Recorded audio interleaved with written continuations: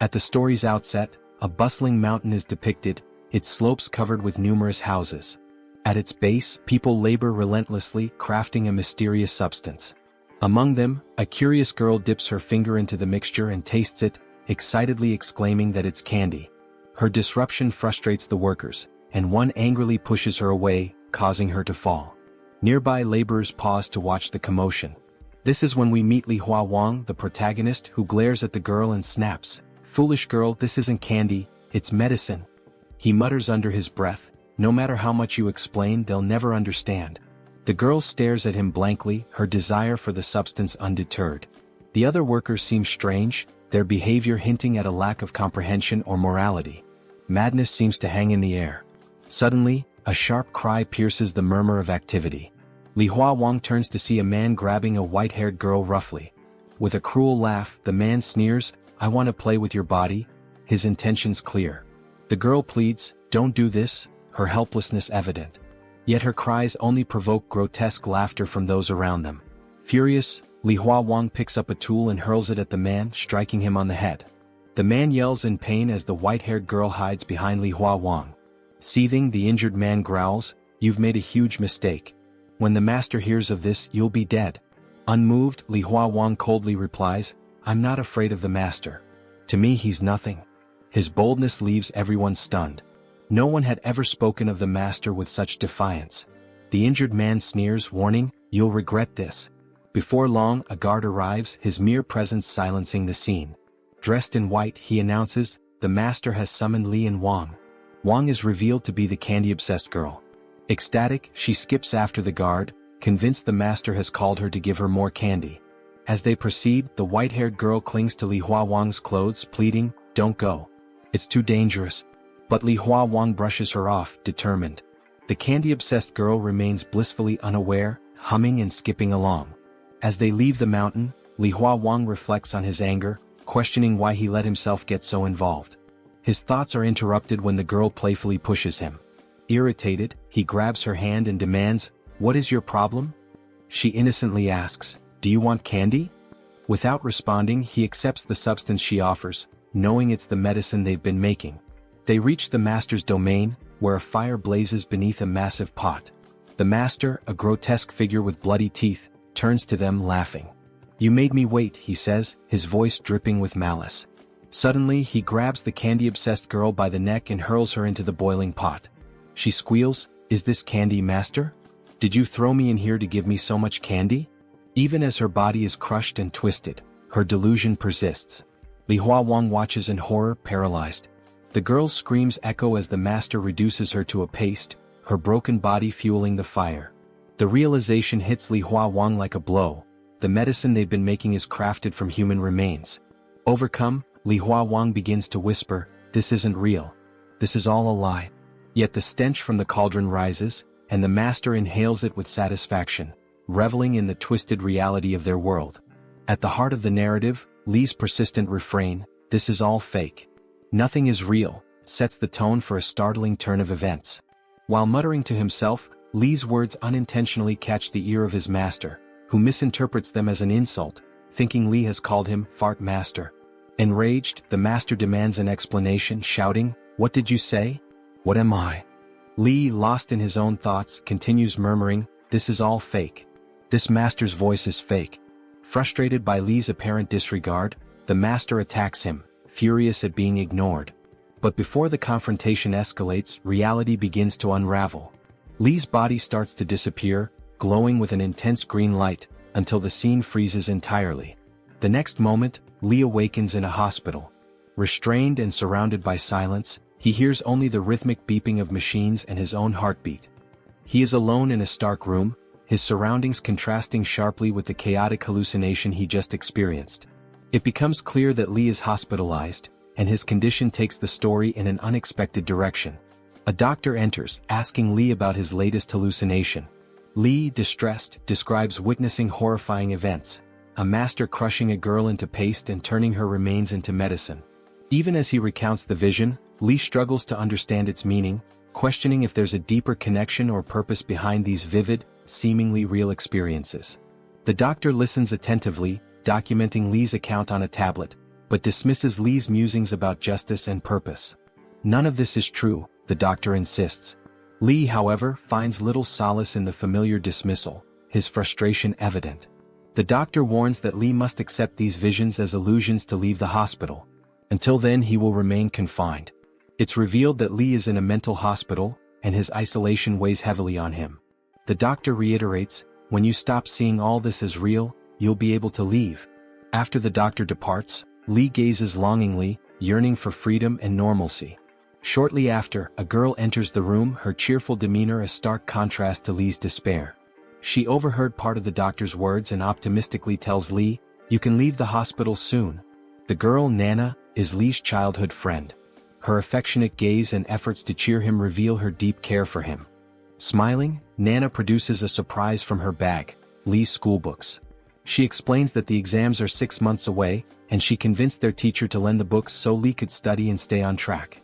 However, Li reacts with mock dismay, jokingly asking, "Is this a gift? What kind of gift is this?" Though playful, Li's resistance hints at his deeper struggles. Bored and confined, he finds little motivation, but Nana's presence seems to momentarily lift his spirits. As the scene unfolds, the story subtly intertwines hope with Li's ongoing battle against his haunting hallucinations and the confines of his reality. Now, Li's childhood friend Nana has brought schoolbooks from the teacher to help him prepare for his exams, allowing him to study while in the hospital. But instead of being happy about this, Li feels even more bored at the thought of studying. Nana, noticing his reaction, takes one of the books and playfully hits him on the head, saying, "Do you really think I'd only bring books to increase your stress? Do you think I'm such a bad friend?" She then smiles and pulls out a video game from her bag. Li, excited to take the game, reaches for it, but Nana teasingly pulls it away, saying, "First call me big sister, then I'll give it to you." Reluctantly, Li calls her big sister, leaning in close to her face to say it. This makes Nana shy as she notices how close he is, feeling his breath on her face. Blushing, she quickly hands him the game. As soon as Li gets the game, he lies down and starts playing immediately, ignoring everything else. While playing, he remarks, "Maybe passing the time in this hospital won't be so difficult now because of this game." He looks genuinely happy, grateful to his friend for bringing him something enjoyable. Nana watches him with loving eyes and says, "Don't spend the whole day playing games. You should study too. That's why I brought the books for you." But Li ignores her advice, completely engrossed in the game. At this point, Nana reminds him of their childhood promise. Li suddenly stops playing, his expression growing serious. He says, "Yes, I remember. We promised to go to college together. I haven't forgotten." He then leans closer to her and adds, "We'll join the same college and I'll leave this hospital soon. I'll get better and try my best." Overcome with emotion, Li hugs Nana tightly. Nana, hearing his words, smiles warmly and hugs him back just as tightly, both feeling hopeful about the future they dream of together.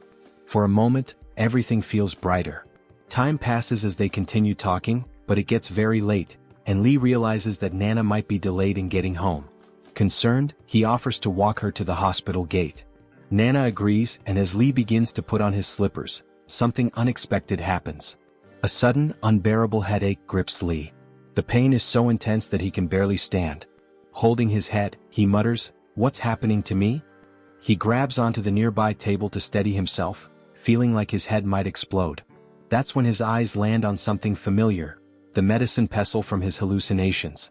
It's lying on the table just like in the visions he had described. Shocked and confused, Li wonders if he is hallucinating again, but this time it feels different. Unlike before, the hallucinations seem to be manifesting in the real world. While he stands there, overwhelmed by pain, Nana notices and asks, "What's wrong? Are you okay? Does your head hurt? Please tell me what's happening." But Li doesn't answer her. Instead, he mutters to himself, "I've done everything the doctor said. I've taken all the medicine. Why is this still happening to me?" His frustration grows as he realizes that despite following all the instructions, nothing has improved. Suddenly, Li forces himself to stop and pretends everything is fine. Smiling weakly, he says to Nana, "Did I scare you? I was just joking." He tries to laugh it off as if it were a prank, concealing his pain and confusion. Nana, however, doesn't find it funny. She turns her back to him, saying, "Stop doing childish things. You scared me. You're not a kid anymore, so don't joke about serious matters like this." Angry and upset, she starts walking away. Li, realizing he has upset her, calls out, "Wait. I was just joking. Don't be mad at me. He looks back at the table to check if the pestle is still there, but it's gone. Confused, he wonders if it was just another hallucination. Deciding it's best not to dwell on it, Li follows Nana to apologize. When he catches up, he asks her to forgive him. Nana, still playful, touches his cheek with her finger and says, "I'll come visit you again next week. Take care of yourself, eat properly, and don't forget to study the book I brought you." Her words reveal how much she cares for Li. Hearing them, Li smiles and says, "Okay, I'll take care of myself. You take care too." As Nana walks out of the hospital gate, she waves goodbye. Li raises his hand, calling out loudly, "Take care of yourself, Nana." Watching her leave, he feels grateful for her support and love, even as his mind remains burdened by his worsening condition and the strange connection between his hallucinations and reality. After Nana left, Li returned to his room in the hospital, but his mind remained fixated on the medicine pestle he saw earlier. Walking slowly, he muttered to himself, "Has my mental health gotten worse?" This was the first time his hallucinations seemed to intrude into reality, and the thought made him anxious. Until now, his hallucinations only occurred when he closed his eyes, transporting him to that strange world. But now, he was seeing elements of those visions in real life. Fear crept in as he thought about the implications. If his condition worsened, he might not be able to go to college with Nana as they had planned. The promise they made might be broken. He shook his head, recalling his father's reassurances that the doctor treating him was excellent and would cure him soon. Li trusted his father deeply, believing that he must have chosen the best doctor. Determined to hold on to that hope, he raised his hand and shouted aloud, "I'm going to go completely crazy staying in this place with all these lunatics." As his voice echoed through the hallway, he suddenly felt something in his pocket. Confused, he paused and reached inside, saying to himself, "What's in my pocket?" He was certain he hadn't placed anything there. Pulling the object out, Li's eyes widened in shock. It was the same candy the white-haired girl had given him in his hallucination. His heart raced as he stared at it, unable to comprehend how it could have ended up here. "This is the same candy the girl gave me," he whispered. "How did it get into my pocket?" His hands trembled as he held the candy. Desperate to determine if it was real, he decided to test it.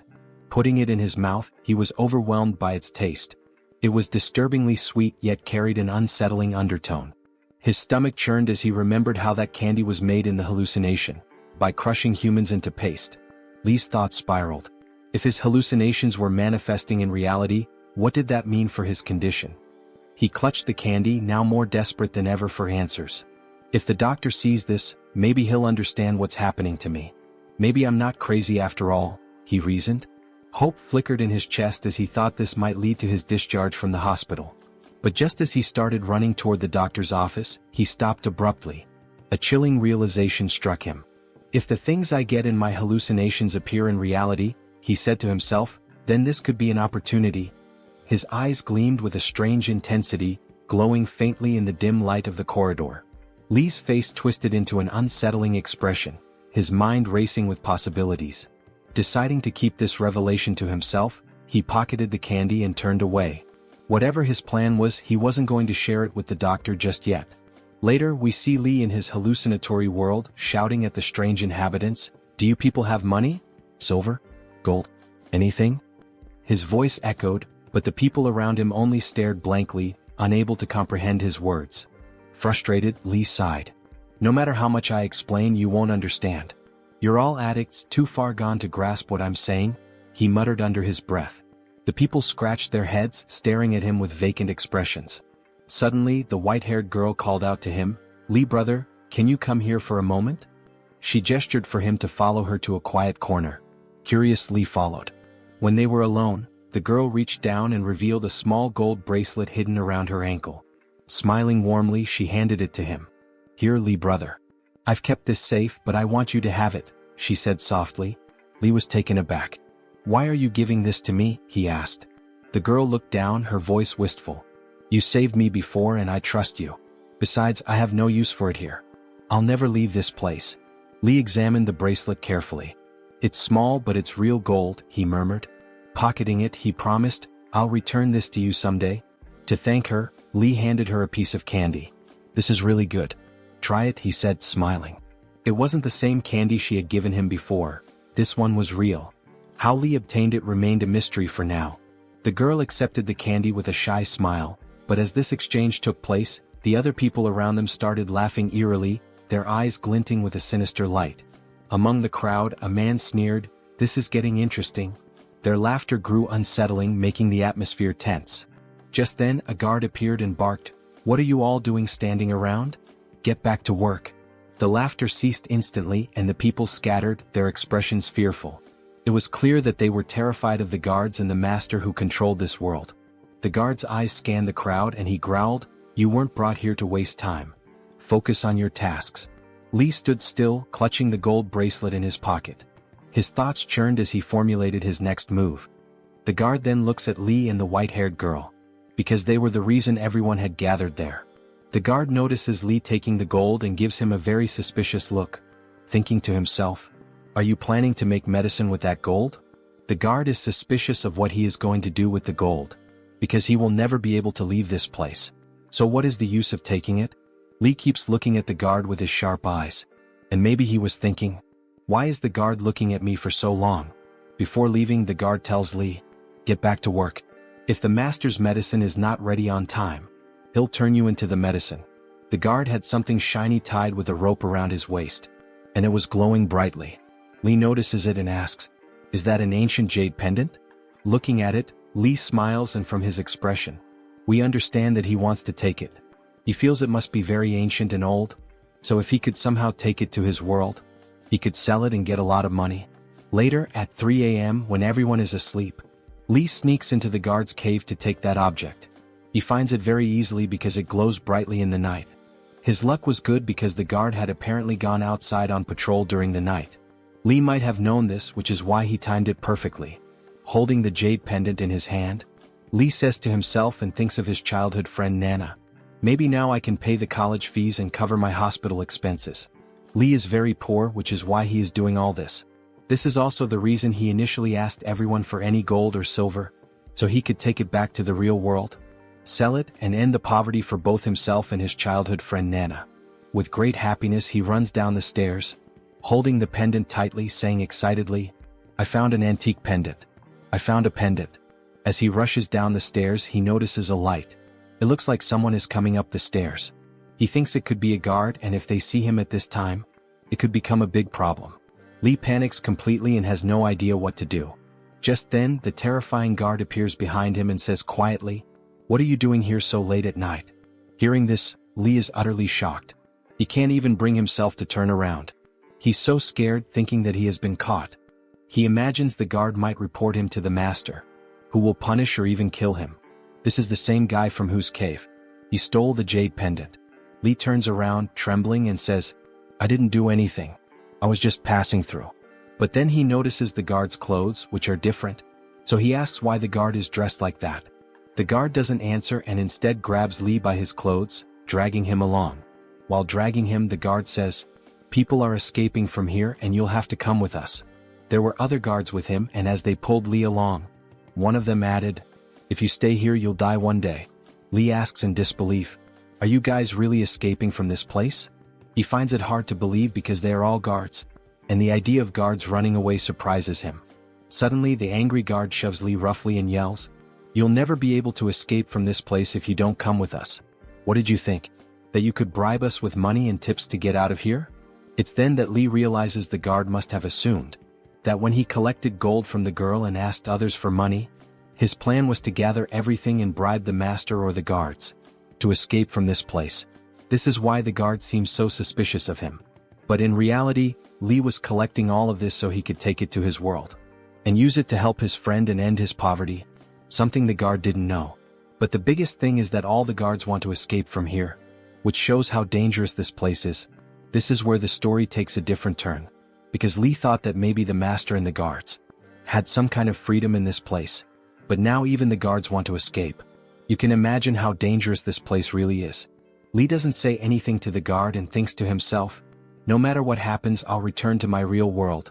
I've gotten what I wanted." He presses his eyes tightly, trying to hold back the emotions, to stay focused on the hospital. So Li acted this way because if he had stayed in that place, they might have taken him away, potentially leading to a fight. Anything could have occurred. That's why he came out of the hallucination, believing that by doing so, everything would stop, as it was his hallucination. Hence he closed his eyes and returned to the real world. When his eyes opened, it was nighttime and he found himself tied to the bed. Maybe the doctor was also asleep. Whenever Li closes his eyes, the doctor likely restrains him to prevent him from escaping. It's possible that while Li is trapped in his hallucinatory world, the doctor takes certain actions. This could explain why the doctor keeps him bound. Looking around, Li mutters to himself that it's still very late at night, and the nurses are probably all asleep. He feels the need to check if the pendant and gold he took have made their way into this reality. However, if a nurse were there, they might have untied his hands and feet, allowing him to verify it. For now, he must wait until morning as he has no other choice. So, Li closes his eyes once more to see what's happening in that other place since there's nothing else to do at this late hour. When he returns to that place, he finds himself standing there again, and it seems all the guards have left. Perhaps they fled, leaving him behind. Laughing, he says, "This is my hallucination. No one can harm me because none of this is real. How could they hurt me?" He laughs again. Then, in the early morning within the hallucination, a man rushes into a cave shouting, "Wake up, everyone. The master has summoned us immediately. Hurry." His tone suggests something urgent has happened. Possibly the guards have deserted. Realizing this, the master must have called everyone. The people, now awake, murmur among themselves, wondering why they were summoned so abruptly. One man warns, "Let's move quickly, or we'll be in serious trouble if we're late." Meanwhile, Li lies deep in thought. He knows why the master called everyone. It's because the guards have fled. Soon, the people gather at the place the master designated. Likely, many individuals work there, which is why such a large crowd has assembled. They whisper among themselves, "What happened? Do you know why we're here?" The master emerges from his home and addresses the crowd, "Are you all here?" Li, standing nearby, thinks, "What is this old man up to now? He treats us like dogs, summoning us at his whim. Anyone who's late gets killed on the spot." The master continues, "Last night at 3 a.m., some of my own guards tried to escape." The master then reveals 4 individuals tied with ropes. Li, shocked, realizes this is why everyone was called, to witness what happens to those who try to flee. The master announces, "This betrayal has deeply hurt me. My most trusted guards attempted to run away without informing me." He drags the tied guards in front of the workers and proclaims, "Here the rules are simple: rewards for loyalty, death for betrayal." He likely summoned everyone to witness this horrifying punishment as a warning against escape attempts. One of the tied guards looks at Li, terror written across his face. He knows his end is near. Li observes the scene and mutters to himself, "How quickly they were caught. Pathetic. These guards knew the place better than anyone and still failed." The master then yanks on the rope, performs some kind of magic and shouts, "Open!" The ground splits apart and black, octopus-like tentacles emerge, brutally killing the 4 guards in a grotesque manner. Their screams pierce the air, horrifying everyone present, including Li. Unable to watch, Li hears only the anguished cries, which shake him to his core. Trembling, he starts repeating to himself, "This isn't real. None of this is real. It's all a hallucination." He tries to calm himself, recalling the doctor's words, not to take these illusions seriously. But then, a black tentacle appears near him, carrying one of the guards impaled on it. Seeing this, Li freezes in shock. He begins questioning his reality. Did I create something so terrifying? Could the guard's pain be real? But how? To steady himself, he reminds himself of the doctor's advice and convinces himself that his fear is making the hallucination more intense. "It's all fake. None of it can hurt me," he repeats. Above, the master declares, "Anyone who tries to escape will face this fate or worse." Laughing, he adds, "I might even use their bodies for medicine." It becomes clear the master is using people in his experiments to achieve immortality. As the master walks by Li, he asks, "Why didn't you try to escape with them?" This reveals the master knew of the guard's plans involving Li. But Li remains silent, thinking, "This is just a hallucination. I don't need to fear him." The master places a hand on Li's head and says, "Good. You made the right choice by not joining them. You'll no longer be a mere worker. You'll manage the supply room." Li realizes he's been promoted, a safer and better position, but he also knows this favor comes with risks. Before leaving, the master gives Li a new name, Xuanyang, after one of the guards he just killed. This unnerves Li as it shows how little human life is valued here. The master hands Li a bag containing 5 pills, explaining, "Each pill extends your life by 10 years and enhances your strength. Use them wisely." He laughs, adding, "Here good deeds bring rewards and betrayal brings death." Li reflects on his situation, realizing that while he has been rewarded, the danger remains ever present. Then he snaps out of his hallucination and returns to his reality.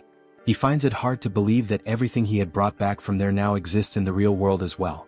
Placing everything on the bed, he examines it closely. Perhaps it was just an illusion. That's why he needed to carefully check if it was real or not. To uncover the truth, he would have to show it to someone. Li then stares at the pill in his hand with astonishment. If everything the master said was true, consuming this pill would not only drastically enhance his strength but also prolong his life. A very enticing prospect. Talking to himself, he wonders if it would really work. But how could he find out? Hesitantly, he decides to use its power to confirm. Just as he's about to take the pill, his friend Nana bursts through the door furiously, almost breaking it open. "Why did you call me here? What's so urgent?" she demands. "I left my class, skipped my meal, and rushed over because you said it was important. You made it sound like an earthquake hit. What's going on? Do you have something serious to say? If this is just another prank or act like last time, tell me now. You'll regret wasting my time." Li doesn't respond and quietly walks to close the door. Looking around cautiously, he locks the door and shuts the windows too. Seeing this, Nana feels awkward and stammers, "What are you doing? Why are you closing everything? There are cameras in this room and the nurse can hear us. If we do anything, they'll know." Nana assumes Li might want to kiss her, or perhaps something more, which makes her even more flustered. When she mentions that the nurse might overhear them, the speaker suddenly crackles and the nurse, laughing, teases them. "Go ahead and do whatever you want. We won't listen." Ignoring the comment, Li holds up the pendant in front of Nana and speaks into the speaker. "Will you stop disturbing us? Don't you understand the concept of privacy? We can have a private moment too." Nana, noticing the pendant, asks, "What is this pendant? What do you want me to do with it?" Li responds, "Don't say anything. Let me whisper something in your ear. Don't react. Just listen. If you react, there might be a camera in this room and it could create a huge problem." Days later, we see that nearly 5 days have passed. Li reflects on how his family and parents don't trust him. Everyone thinks he's lost his mind. The only person who believes in him is Nana. She trusts him and doesn't see him as crazy. Li relies on Nana entirely, knowing she won't mock him like his family and doctors. To him, she is his last hope, the one person who understands him. At that moment, the microphone crackles again, and the nurse announces that his girlfriend has come to visit him. Li, who had been anxiously waiting, feels overjoyed upon hearing this. A smile spreads across his face as he mutters, "I knew my friend would come. He'd never betray me. I trust him completely." As he eagerly heads out of his room, some hospital guards approach. Being in a mental hospital, guards are stationed to maintain order. When Li notices them, he feels confused and decides to ask one of them what's happening. He asks, "What's going on? Is something wrong? Why are you all so prepared?" One of the guards quickly replies, "Close your door and don't come out, no matter what you hear or see." The guard's tone is urgent and almost fearful, leaving Li puzzled. The guard explains that a dangerous patient has escaped. A true psychopath capable of anything, even murder. He warns Li to stay alert and cautious. Before leaving, the guard instructs him to report immediately if he spots the escapee. Left alone, Li processes what he's just heard. He thinks about how dangerous the situation must be for there to be such a commotion. Still, his friend is waiting for him and that's his priority. Despite the risk, he decides he has no choice but to step outside. He still needs to meet his friend, who must be waiting for him. Cautiously, he sneaks out to find his friend, making sure no one notices him, especially not the escaped psycho. If that lunatic spots him, it could spell big trouble since he is incredibly dangerous. Somehow, Li manages to slip out of the hospital and meet his friend in a secluded spot. The two of them start talking privately. Nana tells him, "I sent off the gold and the pendant you gave me. The pendant was ancient and valuable, so it sold for a good price. But the gold was too light, so I didn't get much for it." Hearing this, Li runs a hand through his hair in a stylish manner and exclaims, "I knew it. I knew it. I'm not crazy." He then bursts into laughter, a sound unsettling and eerie. Suddenly, the atmosphere shifts and he begins experiencing hallucinations again. This time, however, he doesn't feel scared. He reasons that there must be a deeper meaning behind these events, or perhaps it's all real. This leads to a cascade of questions in his mind. What if it's not a hallucination? What if it's all truly happening? Could he really die there? And if he dies there, would he also die in the real world? Or perhaps, when he closes his eyes, he wakes up in another person's body, living in a different reality where everything is real and nothing is imagined. But all of this remains a mystery. Perhaps these answers lie ahead in the story. There's no need to worry, I'm not giving away any spoilers. In a burst of joy, Li hugs his friend Nana tightly. But in the panel shown in the manhwa, it's revealed that Li is actually hugging the white-haired girl from his hallucination. To Li, she appears vividly real, though no one else can see her. Caught in his delusion, he hugs her tightly, shouting over and over, "I'm not crazy, Nana. I'm not crazy." Nana, feeling awkward, says softly, "Let me down. I might fall." Li feels overjoyed, believing that everything from his strange reality is real, and that he may soon be able to leave the hospital. As they walk together, they continue talking. Li confidently declares, "My ability is real." Li discovers that he can bring anything from this other world into reality.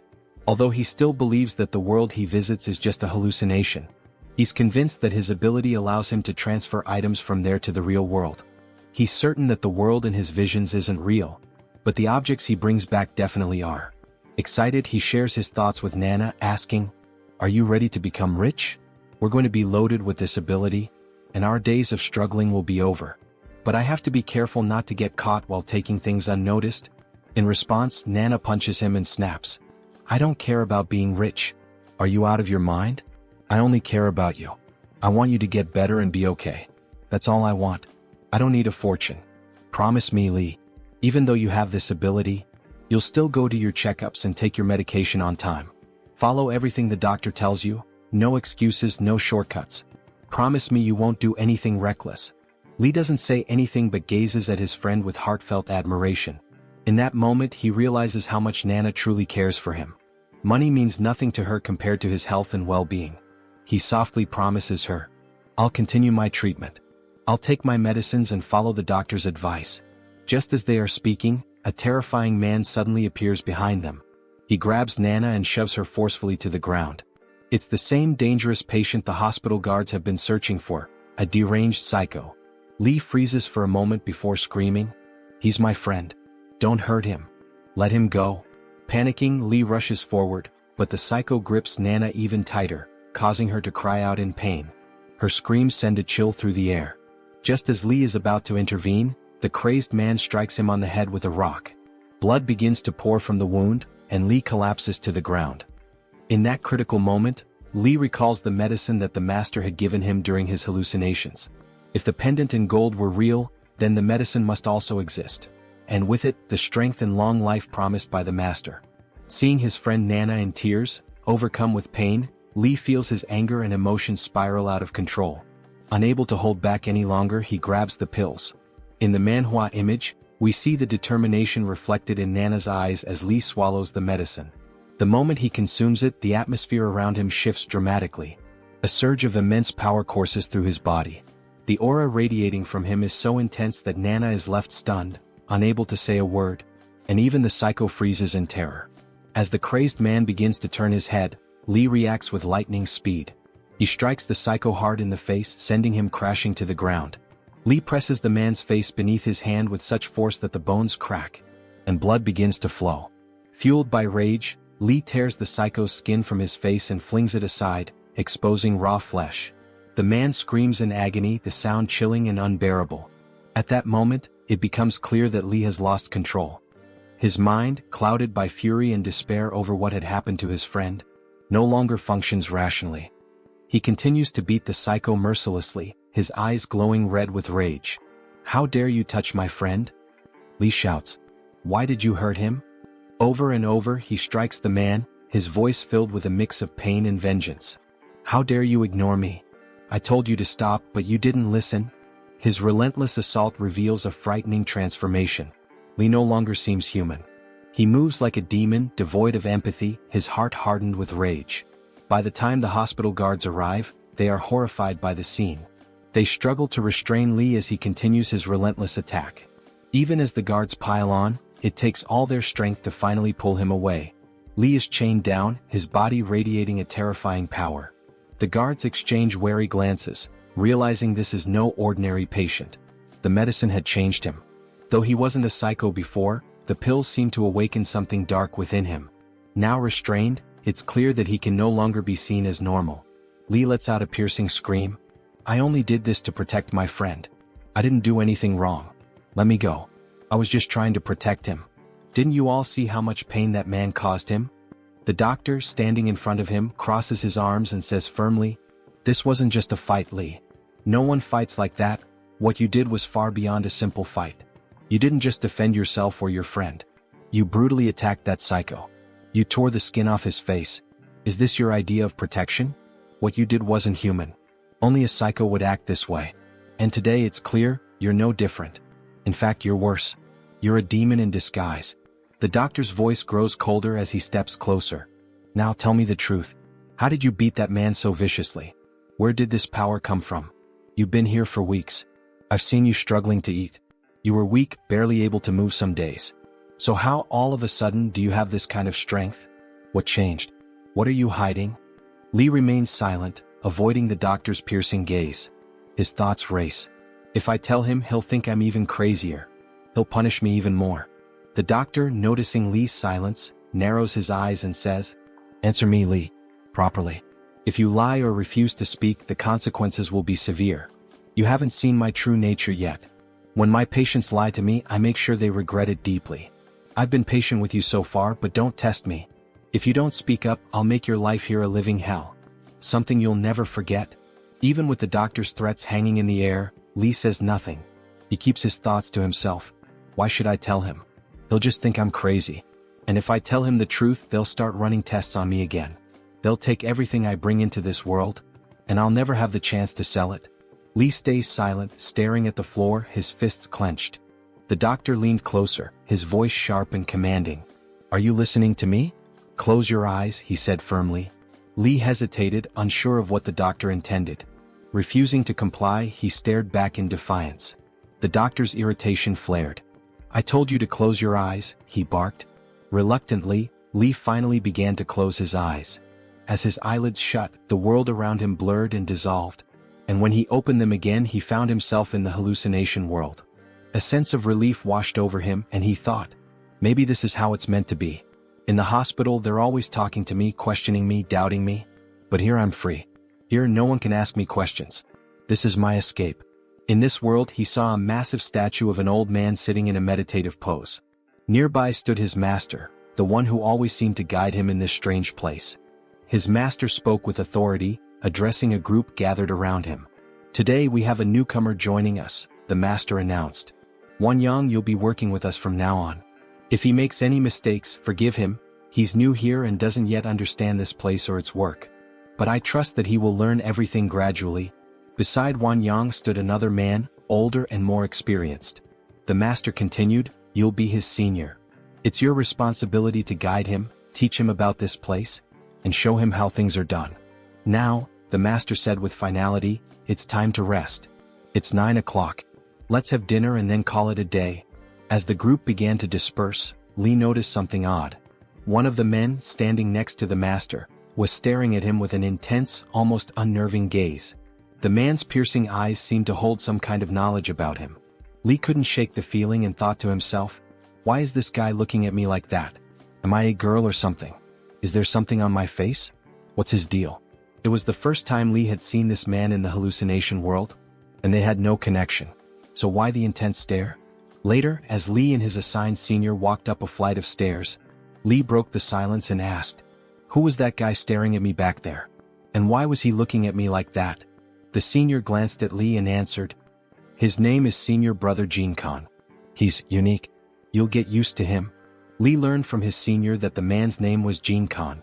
The senior continued, ever since Jin betrayed the master, there's only been one inner disciple, Brother Jin Khan. He's the master's most trusted confidant and handles all the important tasks. The master relies on him completely. Whoever you meet here, show them respect. Speak politely to everyone and don't act rudely. If you do, the master won't take it lightly. He's very strict when it comes to respect, so be mindful of that. As someone new to this world, Li appreciated the advice. He nodded and said, thanks for explaining everything. I'm new here and don't know much yet. Eager to contribute, Li asked, now that I'm the master's official disciple, what's my first task? What should I do next? His senior replied, For now, your main responsibility is to handle supply tasks around this place. Even though you're officially a disciple, you're not close to the master yet. If you want to earn his trust, you'll have to work hard and remain loyal to him. Always show respect. If you do well, the master might one day teach you the ultimate secret. Immortality? Li's eyes widened with excitement at the mention of immortality. Immortality? He exclaimed. Can the master really teach me? When will he teach me? Tell me, please. His senior chuckled at Li's enthusiasm and said, Calm down. Right now, the master isn't going to teach you. He doesn't trust anyone easily. The only person he trusts is Jin Khan. If you want to learn about immortality, you'll first need to win the master's heart. That means working hard, proving your loyalty, and becoming an inner disciple. Even then, it's not guaranteed. Many people have tried and failed to earn his trust, and it often takes years. For now, forget about immortality. Focus on your current tasks. Maybe in 1 or 2 years, if you're persistent and loyal, the master will see your worth and begin teaching you. Li's amazement grew as he processed this information. He thought to himself, this place is truly incredible. So many hidden secrets lie here. If I could learn about immortality, it would change everything. After learning about the hidden wonders of the place, Li's curiosity grew insatiable. He wanted to uncover all the mysteries it held. However, his immediate focus remained clear. To bring something valuable from this world back to the real one. Not just to escape poverty for himself but to help his friends too. That thought consumed him. Then, his perspective shifted when he stumbled upon a place where medicines were made. He watched in horror as people were killed, their essence fueling the creation of magical substances. A large cauldron bubbled violently, and strange, shimmering ingredients were added to it. The master stood before the cauldron, opening it with a commanding gesture. Inside, the contents glowed as 2 magical medicines formed, one green and one red. Li was stunned. How foolish have I been? He thought.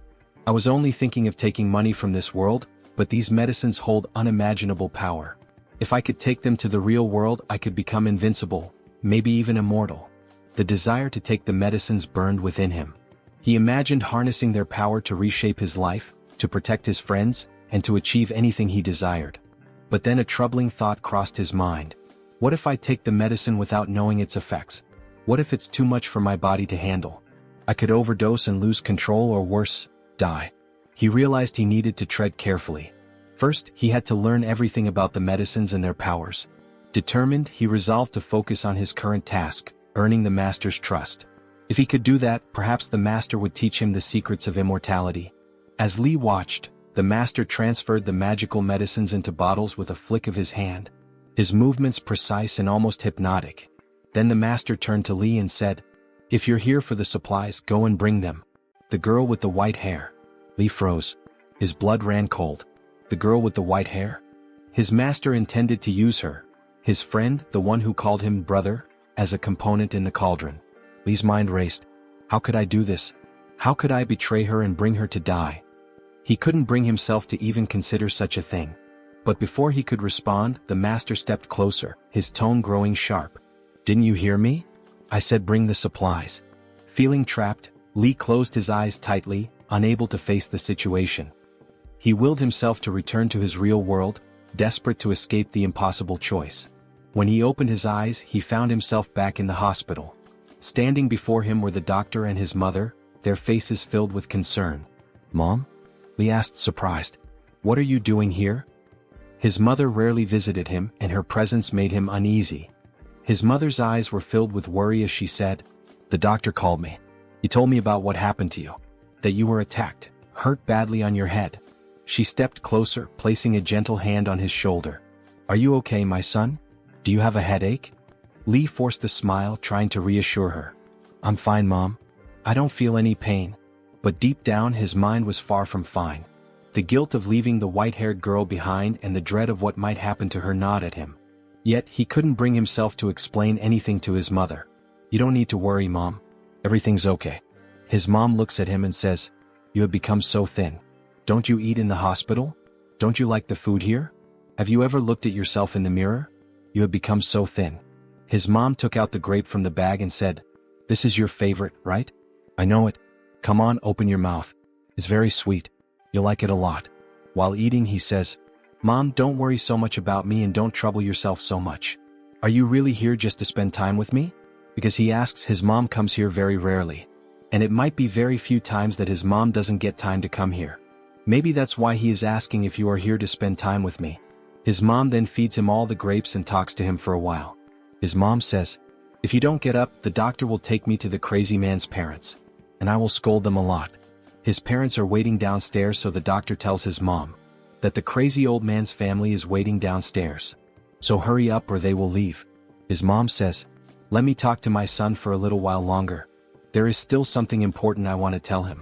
Because of this, it's clear that his mom loves Li so much. And she is very strict with their parents for throwing stones at her son's head. Li says that he didn't do anything. He just fought with the old man to save his friend. His mom tells him not to worry, that she always trusts him and will handle everything. So he doesn't need to be concerned. Li looks at his mom with tear-filled eyes. And as she leaves, she tells him to always listen to the doctor and take his medicine on time, assuring him that he will get better soon, and that he doesn't need to be scared because his mom will always be with him. When his mom was about to leave the room, she pretended to be happy, but in reality, she was even more worried because his health was not improving. However, she didn't show her concern or sadness in front of him. Her eyes were filled with anger as she thought about the madman's parents, who had harmed her son and put him in this condition. But the way Li had fought the madman, perhaps in his case the injury on his head was nothing. The madman had attacked his friend first, so it was his fault. In anger, she leaves to meet the madman's parents. As Li looks at his mom, his vision starts to blur. The doctor asks him to close his eyes, saying they will talk later. When Li opens his eyes again, he finds his master standing right in front of him.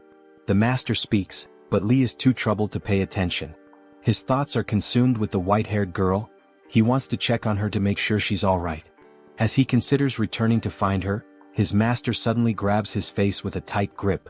Startled and confused, Li struggles to understand why his master is holding him like that. Before he can ask, the master pulls something from his hand and says, "If you're awake now, eat this, my servant." Laughing, the master shoves the object into Li's mouth. Li is horrified as he feels tiny tentacles, like those of an octopus, wriggling inside his mouth. The tentacles are alive, moving, and Li can't make sense of what he's being forced to eat. The master had shoved it in so suddenly that Li hadn't even seen what it was before it was in his mouth. The master explains that this will prevent Li from panicking or being scared, perhaps thinking Li had fainted in fear when he was asked to bring the white-haired girl to this place. Li refuses, insisting, "I'm not sick and there's no need for this." He pulls the black tentacles from his mouth, and as he looks at them, he realizes his tongue has turned black.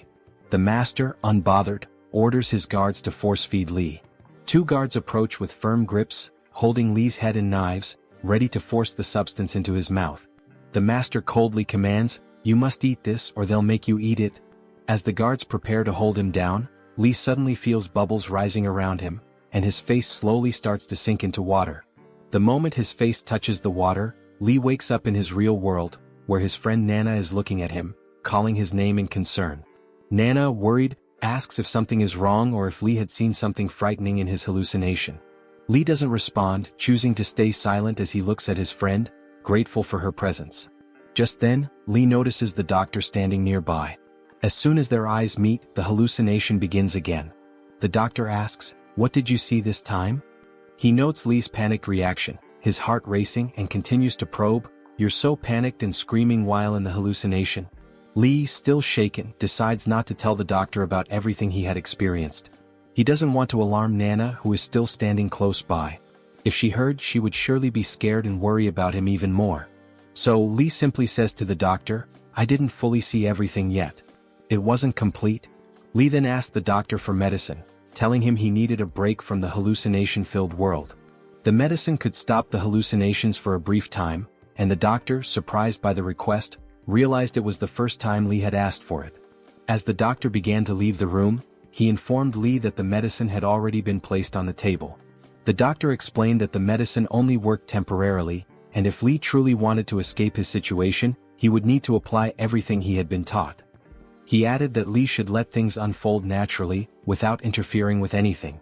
The doctor didn't explain why he said this, but it seemed like he had a reason. Nana, Li's friend, handed him the medicine along with a glass of water. Nana was holding 4 or 5 pills in his hand, but Li, panicking, quickly said he didn't need water to take the medicine. He insisted, just give me the medicine. As Li took the pills, he started hallucinating again, and saliva began to drip from his mouth. When Li swallowed the medicine, a black liquid began leaking from his mouth, something he could only see in his hallucination. After taking the medicine, Li confidently said, "Now I'm saved. After this, I won't have any more hallucinations." Upon hearing this, his friend became very anxious and asked what he meant by that. He asked if something terrible had happened to Li during the hallucination. His friend was deeply concerned, wondering if the hallucination had caused something horrible to happen to Li. Li didn't want to reveal the truth, but trying to calm his friend, he laughed and said, "It was just some crazy guy trying to feed me something disgusting and talking nonsense." He laughed it off, pretending everything was fine. However, as we focused on Li's face, we noticed that his mouth had turned black, something he was completely unaware of. Trying to maintain his composure, Li then said confidently, "I'm a modern young guy. These hallucinations don't scare me. I know it's all nonsense and none of this could ever happen in reality. So there's nothing to be afraid of." His friend seemed slightly reassured, but just then tentacles began to emerge from Li's mouth. Suddenly, Li found himself back in that strange world without closing his eyes or even falling asleep. The black tentacle they had forced him to eat caused him immense pain. His eyes widened in shock as he struggled to breathe, tears streaming down his face. He couldn't understand how this was happening. "I already took the medicine," he thought. Despite the medicine, he had somehow ended up back in that world. The strangest part was that Li hadn't even closed his eyes, and the medicine was supposed to prevent these hallucinations. He started talking to himself, saying, "If I just close my eyes and open them again, I'll return to my real world. Nothing will happen. There's nothing to be afraid of."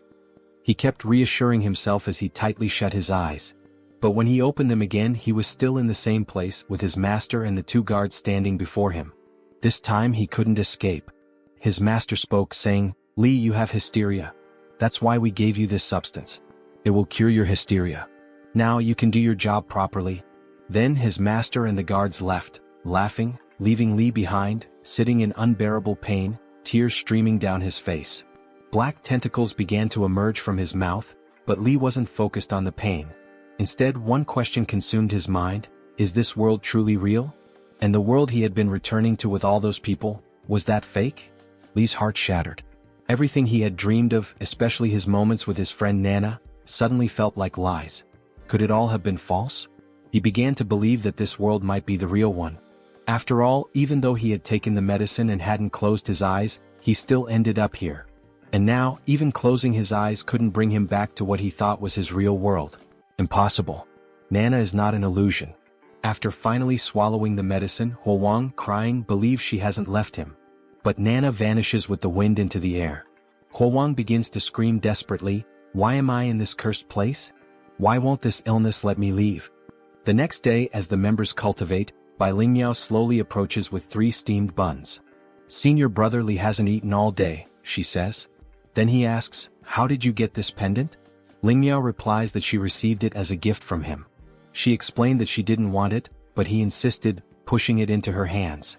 "After forcing me to accept it, you laughed and hugged me, saying you weren't sick." The protagonist questions, "And then?" Lingyao continues, "Senior brother Wang took the chance to strike your head with a rock. He thought you were dead and then tried to abuse me." Huowang, curious, asks, "That chubby guy with the cleft lip? What happened to him? Wang, was it?" The girl explains, "He was killed by senior brother Li, don't you remember?" Huowang then recalls that, in the other world, he indeed killed the madman from the asylum. He thinks to himself, so it wasn't the old Lu. There is no old Lu after all. I'm just completely insane. In the next scene, a cauldron is shown being cleaned. If this place is truly reality, he ponders, then the former sister and the cultivation group, not just them but everyone here, will die. And the one responsible for all this is that mangy-headed bastard. Xianyang, it seems you have something to tell me. When did that mangy-headed one appear? Master, Xianyang responds, answer my question. What are you thinking right now? This disciple, who admires the master's cultivation art with love, was merely pondering when I might reach such a level of cultivation. Another disciple, envious, remarks, what a pathetic excuse. However, the master smiles. Ambition is good. It's not bad at all. The disciple is surprised, realizing the master fell for the ploy. The master explains, it's not that I don't want to teach you, but the path of external cultivation isn't simple. Ordinary pills and alchemy are one thing, But if you wish to master both internal and external cultivation to achieve immortality, Master, are you close to achieving immortality? Fortunately, I've surpassed certain hurdles. But immortality isn't simple. However, this master can surely achieve it. Do you know why? This disciple doesn't know the reason. Another disciple interrupts, Master, it's almost midnight. If we don't begin refining the pills soon, we might waste precious time. Very well, let's prepare the ritual. Yes, Master. Xianyang, go to the materials room and fetch the medicinal herbs requested yesterday. What medicinal guide? The white medicinal guide you were supposed to bring 2 days ago when you had your hysteria, but didn't. As a result, the master lost precious pill refining time. Did you forget? The properties of the medicinal guide and the timing of refinement affect the quality of the pills. No detail can be overlooked. But never mind, it's useless to explain this to you. Get up and go work. Later, Bai Lingmiao is taken by senior brother Li. If you manage to leave here alive, she pleads, could you deliver a message to my family? My parents live at the foot of Niuxing Mountain in Liang country. Just tell them their daughter is useless and couldn't care for them in their old age or until their deaths. I can't help with that. Your time is running out. Come with me now, he replies. They arrive at the site where the master is preparing the refinement. Master, I brought the medicinal guide, says Xianyang. Perfect. My dear disciple, come here now. Bai Lingmiao is pulled by an invisible force. As the master grabs her neck, he notices something odd. What bad luck. Why did you fail at this moment? The properties of the medicinal guide have been completely altered. Xianyang, take this girl back. Yes, master. It's done. Next, I just need to get Bai Lingmiao out of here. Wait, Xianyang. Since this guide won't work, fetch another for me. I recall there's another white medicinal guide. Go quickly and return fast. Don't delay the alchemy. In the supply room, Xianyang realizes the grim fate. As I understood my mistake, I couldn't save Bai Lingmiao. That wretched man kept creating elixirs and I couldn't save anyone. Tomorrow and the days after would always demand more sacrificial guides. As the cauldron opens, a demonic face emerges. I can't be his assistant, Yang declares. The master hands him a pill. Here's a gift. The other disciples aren't as studious as you. This pill is for you. Thank you, master. Thank you for this pill. I can save everyone. I can save myself, Yang thinks. Good disciple, eat it while it's hot. I have to kill him. The protagonist decides to swallow the pill, but it feels wrong. It's too hot. My body is burning. Xianyang, return and rest. This pill is powerful. It will take time for your body to fully absorb it. Yes, master. Later, back in the supply room, Yang notices his newfound strength. I can crush rocks with effort. But remembering the other victim begging not to die and knowing these pills were made from humans, I've only received one pill. That wretch took several. How could I kill him? Yang coughs blood. Suddenly, the young girl appears and asks, Are you okay? Senior brother Li was told, You don't need to curse yourself. You're strong too. The nervous young woman, clutching her thigh, asked, Senior brother Li, are you planning to go against the master again? Shook, keep your voice down. Are you saying you came here just for me? He might see what's happening here, Li replied. It's fine, senior brother, she assured him. Today is the day Master Yu goes to the market. The master can't hear us now. Meanwhile, the other workers thought the protagonist was retrieving more medicinal guides. We're doomed, they murmured. As Li suspected, everyone now saw Yang as an accomplice of the bald bastard. This place isn't safe. Let's move to another location, he said, pulling the girl by the hand. A young boy observed them silently from a distance. Now you can continue.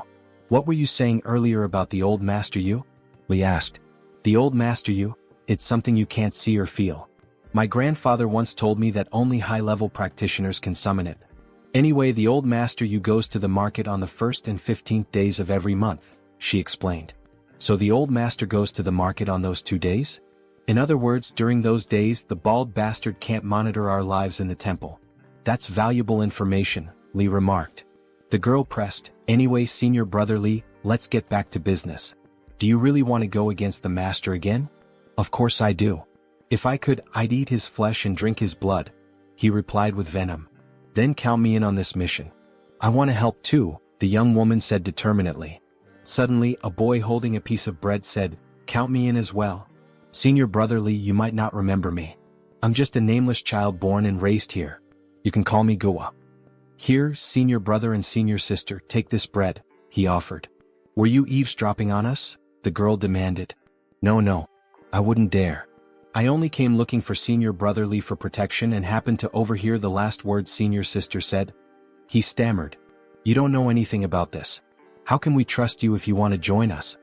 I admire Senior Brother Li, isn't that reason enough to join? Guo asked earnestly. Xianyang, wasn't your group formed in the same way at the beginning? Li asked. Guo, aren't you afraid of me? How could I be afraid? Senior Brother Li's actions were inevitable too, Guo replied. Fine, you can join us. We're counting on you, Guo. Don't regret it, Li said. The protagonist reflected. I hope he doesn't meet the same fate as Xianyang's.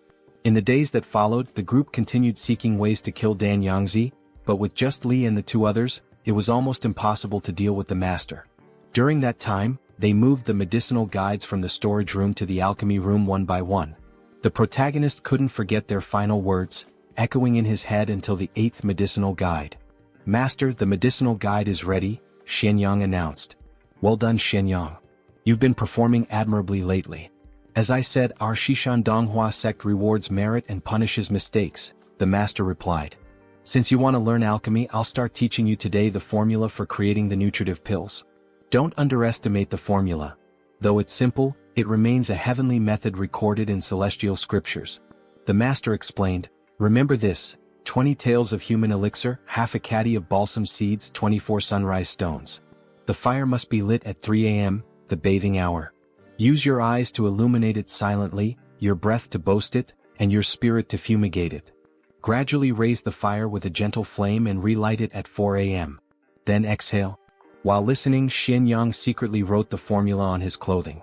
Master, I'll write the formula on my robe, he said. But the master scowled. Master, please review what I wrote and see if anything is missing, Xianyang insisted. Suddenly the master kicked him hard in the face. Why the hell did that maniac do that? Why did he suddenly kick me? Xianyang thought. Although his handwriting wasn't great, it was legible.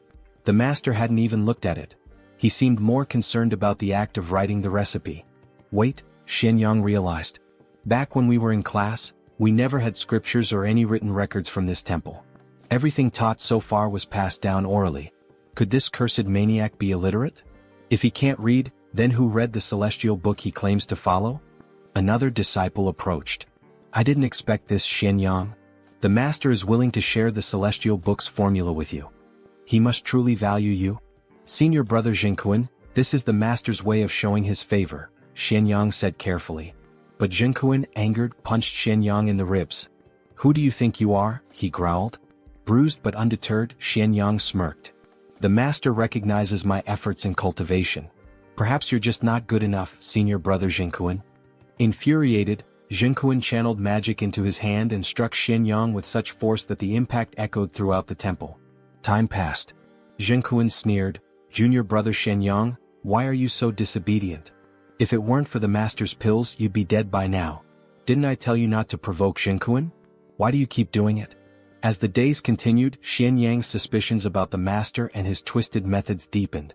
With each attempt to escape or resist, the group faced increasing peril. The temple's secrets remained shrouded in fear, manipulation, and bloodshed. The protagonist began to laugh maniacally. Didn't the master already give Junior Brother Xianyang the medicine? Why is he acting crazy again? Someone questioned. A breaking point has been found, the protagonist declared, laughing like a madman. After the chaos, the protagonist deliberately created further conflicts with Zhengkuan to provoke him into revealing news about his master. Judging by Zhengkuan's expression, it seemed something significant was about to happen. The protagonist secretly observed Zhengkuan, but Zhengkuan continued his training step by step as usual. Just when the protagonist thought he might have been mistaken and that Zhengkuan wasn't as greedy as he seemed, February 15th arrived. On that day when Li too began refining pills, Zhengkuan deviated from his usual practice. The door to Li Tu's residence was left open, signaling that Zhengkuan had someone inside to investigate. Suspiciously, Zhengkuan chose to stand guard outside at such a critical moment. Was it really him? Disciple Yuan? The two disciples conversed, and after a moment, they used a talisman and disappeared. They finally left, the protagonist thought. The restriction on the room must have been lifted by Zhengkuan and his group. Now is my chance to enter. Inside, the protagonist grimaced. Tish, this place reeks like the stench of rotting rats. Suddenly he noticed a stone tablet. This stone, it must be the celestial script Li Huowang mentioned. The writing is hard to read. This celestial scripture is clearly a sutra. There's no alchemical method written here. How could he refine pills using this rock? Unless... A mysterious voice interrupted, asking the protagonist, "Are you colluding with that person from earlier? Don't move. All it takes is ringing these bells, and her father will return immediately." "Ah, I see. Fine, go ahead and ring the bells. I'll just wait for the master to arrive and discover you can't understand the celestial scriptures." "You've been lying to him this entire time," the protagonist retorted. "How did you figure that out?" asked the frightened girl. "So my suspicions were correct," the protagonist mused. "She's the one interpreting the celestial scriptures for Li Huowang. The girl stammered, But it's not my fault. I can't understand those damned celestial scriptures, but he forced me to keep reading them to him." "Are you not afraid he'll find out?" the protagonist questioned. "He's illiterate. He'll always believe whatever I tell him," the girl admitted. "So, the alchemical formula using humans to refine pills? Was that something you made up and fed to him as well?" "Yes," she confessed, nodding. "I just remembered bits and pieces and told him that's what the scriptures said. Don't worry, it won't kill anyone. I don't want him to get hurt. I just don't want him to think I'm useless, that he'll discard me. I have no hands or feet." Suddenly, the protagonist grabbed a vase and smashed it to the ground. The girl cried out in pain. "It hurts. It hurts," she wailed. "The alchemical formula might not kill people, but because of your formula, Li Huowang is eating humans," the protagonist said coldly, glaring at her as she writhed on the ground, screaming for help. Moments later, all the sect members were gathered in the main hall. The master arrived with a grim demeanor. Who secretly entered the master's house while he was refining elixirs?" he demanded. The room was silent. Realizing no one would speak, the master decided to interrogate each member individually. "Changming and Changren, what were you doing while the master was refining elixirs?" "Master, we were guarding the gate of Qingfeng Temple as per your instructions." Changming and Changren dared not be careless, they replied nervously. The master emitted a murderous aura as he stared down one of the guards. "And Shen Yuan?" he asked. Shen Yuan began to explain himself, but the protagonist knew his turn was coming next. "Shen Yang," the master called, placing a heavy hand on the protagonist's shoulder. "After distributing the medicine today, where were you for the rest of the day?" The protagonist responded, "Disciple returned to the hall to prepare the elixir materials you will need for the next refinement." The oppressive atmosphere hung thick in the air. The master asked again, "Did any of the disciples see Shen Yang in the house?" No one answered. "Think carefully before you speak," the master warned. "If anyone helps uncover who invaded the master's house, not only will they be spared, but they will also be rewarded handsomely." Suddenly the white-robed girl spoke up. "Brotherly was with us at that time. I can vouch for him."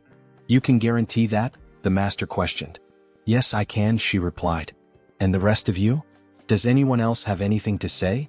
Out of the blue, someone interrupted. "Immortal Father, may I speak?" Everyone turned in surprise, including the protagonist, the girl, the disciples, and the master. "That Shen Yang? He didn't come to the warehouse even once today," the figure revealed, casting suspicion on the protagonist. "So, Immortal Grandfather, I helped find the person. Can I go home now?" The master, radiating a devastating aura, shouted, "This morning the medicinal manual was personally delivered by Shen Yang. If he never went to the supply room today, then how the hell did he get the medicine? Are you trying to die, boy? Are you seeking death?" "Immortal Grandfather, I was wrong. I was blinded by ambition, and that's why I lied to you." The boy fell to his knees, his forehead slamming against the ground as he begged for forgiveness. The master ignored him at first, but when he noticed one of the disciples with a faint smile on his face, he moved in a blur, tearing off a portion of the disciple's face. When Shen Yang was being falsely accused by that brat, the master's voice was chilling as blood dripped from his fingertips. "Tell me why. Why were you the only one happy while Shen Yang was being falsely accused of committing a crime? Answer me, Shen Yin." "A master, no. Please, it wasn't me." Shen Yin screamed in terror, blood pouring from his torn face. "It was Zhengkuan. Senior brother Zhengkuan forced me to do it." Zhengkuan, realizing he had been betrayed and now faced the master's deadly gaze, bolted like a cheetah. "So, it was you all along," the master muttered coldly. "I should have realized sooner. Only Zhengkuan could have undone the restrictions on my chamber." As he spoke, His hand reached into his pocket. Does he truly think he can escape? That I would let him come and go as he pleases? The master's fingers closed around something, a coin. With a flick of his wrist, he tossed it into the air, then stomped down with immense force. The moment the coin shattered into 4 pieces, a ghostly image of it appeared inside Jinkuan's skull. And just like the coin, he too was split, his body torn into 5 parts, losing both arms and legs instantly. The remaining disciples stood frozen in fear, unable to process what they had just witnessed. Even Xianyang and the white-haired girl were horrified beyond words. Master, I was wrong. When the gate veteran Jingda was hunting us down, it was my 2 younger brothers who sacrificed their lives so we could escape. Silence. The master's voice was cold, his gaze piercing. I know exactly what you're thinking right now. Master, I have already become useless. Please spare me this time. But the master slowly placed his foot atop Jinkuan's head. You are just like your 2 younger brothers. All of you, mere wolves that can be raised. With that, he stomped down violently, crushing Jinkuan's skull, sending blood splattering in all directions. You, the master pointed at someone. Come and pay your respects to the 3 deities. The protagonist stood there, momentarily dazed. Under the watchful eyes of everyone, he slowly kneeled before the 3 deities and bowed. 7, 8, 9 kowtows. When it was done, he knew what would come next, for he was still holding the incense sticks. Having paid his respects to the ancestral master, he heard the declaration that would change everything. From this day forth, you shall be this Taoist master's most favored disciple. Congratulations, senior brother. Congratulations. One by one, all the disciples stepped forward to salute their newly appointed senior. All right, Xianyang, come with me now. The rest of you are dismissed. The moment had finally arrived. Don't worry, you damned bald-headed fool. I will help you achieve your goal of immortality. The scene shifted. They were once again heading toward the sacred scriptures. I recall that you can read, can you not, Xianyang? Yes, master. Good. It is good that you can read. The master then began to weave his magic. The sound of cords slicing through the air echoed in Dan Yangzi's chamber as black threads that had once bound the stone tablet unraveled, slithering into his sleeve like writhing black serpents. At that moment, the sacred text was fully revealed before the protagonist. Come here. Take a look at the sacred scriptures. Can you read what is written here? Yes, master. That airhead completely made up all those previous cultivation methods to achieve immortality. If the protagonist couldn't keep up, he feared his secret would be exposed.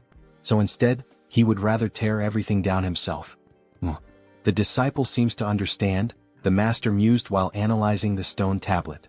Stop whining and tell me everything you see. Master, in these scriptures, why isn't the recipe for the blood-nourishing elixir here? The one you taught me last time? The protagonist continued, Master, you said that to become an immortal, one must refine both internal and external pills.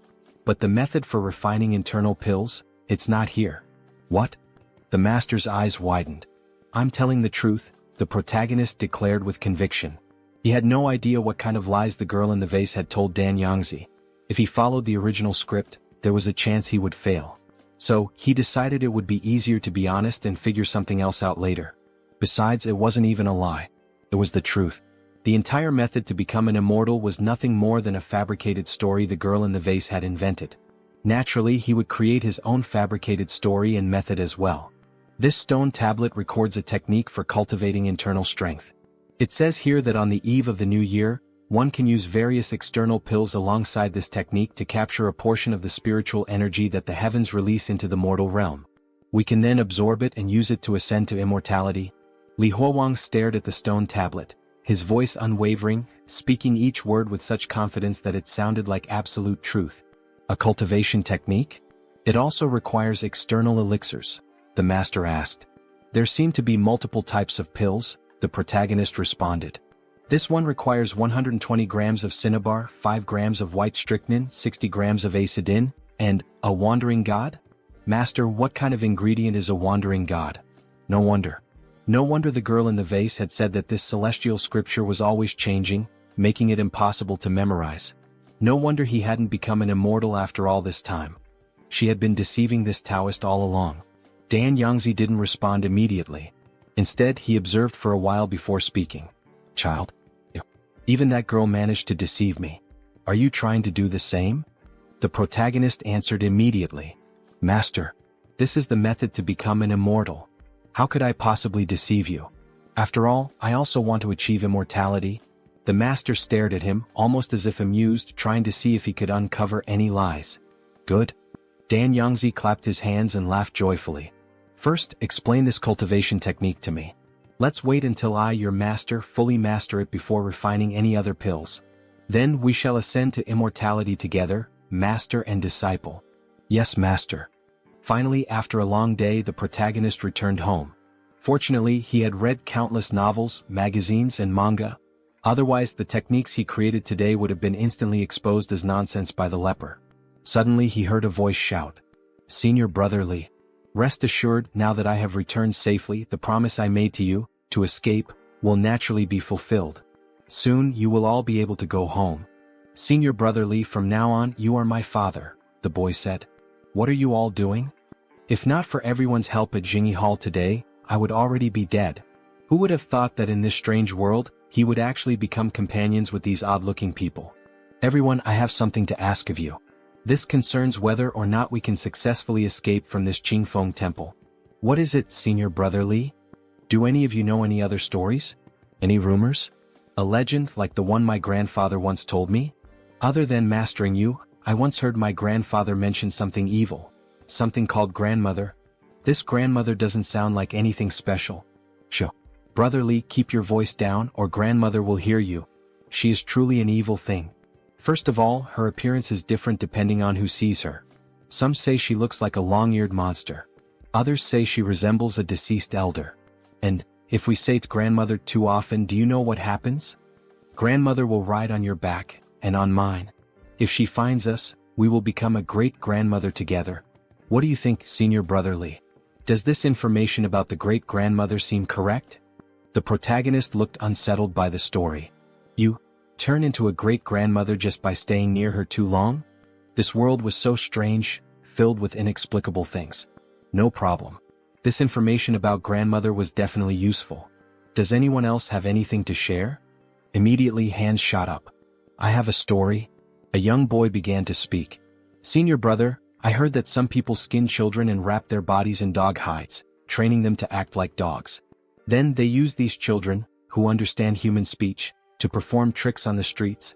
I don't want to hear these kinds of horror stories." The protagonist cut him off. He wanted information about the master, not disturbing tales. "Brother, I know something about the fish-in-law. This man is Zhao Wu, the medicinal catalyst of Qingfeng Temple. I heard the elders at home talk about him. The fish-in-law not only looks strange, but it also only appears during floods. That really does sound strange. Alright, tell me about the fish-in-law." "Senior, I also have a story. The medicinal catalyst of Qingfeng Temple, Shazi. I know Dao Dao. Alright, that's enough for today. I'll be back soon. You all just wait patiently for my news."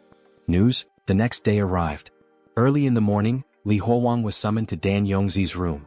"I've more or less mastered the internal and external heavenly circulation technique. Now, tell me the ingredients used to refine the pills." "Yes, master." Li Huowang approached the stone tablet and once again began to inspect it, trying to make his words sound as convincing as possible. "Take 2 hearts of the mountain grandma and extract their essence." "Master, what is this?" Meanwhile, Dan Yongzi paced back and forth in his room, his face full of uncertainty. "Is that so? Do I really need something this vile to become an immortal? Master, what is a mountain grandma?" "Ignore it. Keep reading. 1 companion fish. Take its gills and soak them in 100 grams of A-stin." Li Huowang combined his own knowledge with Xiaowu's, carefully crafting an incredibly believable pill recipe. It had taken him the entire night to consolidate all the information. After he finished reading the fake pill's ingredients aloud, Dan Yongzi unexpectedly grew excited, muttering to himself. Once he compiled and analyzed the ingredients in his mind, he was stunned. Yes, that's right. A-stin is naturally cold, so it must be balanced with something of a hot property like a companion fish. This is incredible. And to think we would need the hearts of mountain grandmas to refine a pill. Why did I never think of this before? Since humans can be refined into pills, then it stands to reason that evil beings like these could also be used for the same purpose. Dan Yongzi reasoned with himself, trying to justify the ingredients. Li Huowang realized that Dan Yongzi could be extremely intelligent at times, yet utterly foolish at others. He never trusted anyone but himself. Ultimately, everything came down to superstition. In a world without gods or demons, being superstitious would be considered foolish. But even in a world full of supernatural beings, being overly superstitious was still foolish. Just then, Dan Yongzi reached into his sleeve and pulled out a bronze handbell with a noticeable dent. Li Huowang immediately recognized its resemblance to the bells used to control zombies in movies he had seen before. Dan Yongzi shook the bell violently, and a piercing sound rang out. It was so loud that Li Huowang felt as if his head would split apart from the pain. He barely had the strength to close his ears and grit his teeth. At the same time, he realized that the bell affected not just his hearing, but also his vision. Everything around him twisted and distorted, as though the entire world were being shaken.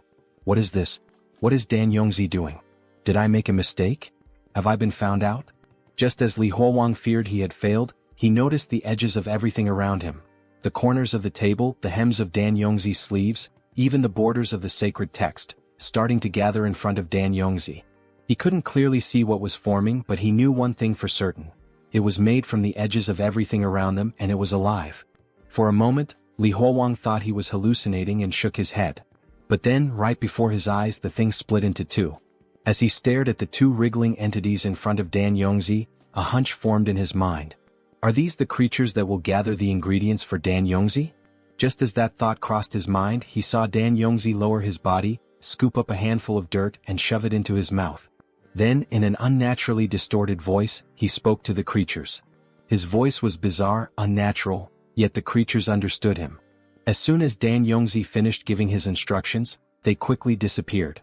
When they departed, everything returned to normal. Dan Yongzi, looking pleased, said, "Don't worry. Even if the ingredients listed in the sacred text are difficult to obtain, I can still get them. It's a good thing I still have people outside to rely on." Li Huowang responded with admiration. "Yes, Master is someone who will definitely achieve immortality. Nothing in this world is too difficult for you. But Master, what were those things?" Dan Yongzi glanced at him and said, "It seems you still have much to learn. Those are the wandering gods mentioned in the sacred text." Due to the dangerous situations Li Huowang had been in for the past few months, he had never had the time to consider these things, nor had he taken the opportunity to truly contemplate the nature of the world he was now living in. What exactly was a mountain grandma? What were the wandering gods? None of these things had existed in his original world. If it weren't for the pork and lamb he had eaten here, he might have thought that nothing in this world was ordinary. Dan Yongzi placed the bronze bell back inside his sleeve and said, "This is a good treasure. I had to use a lot of my power just to take it." "Take?"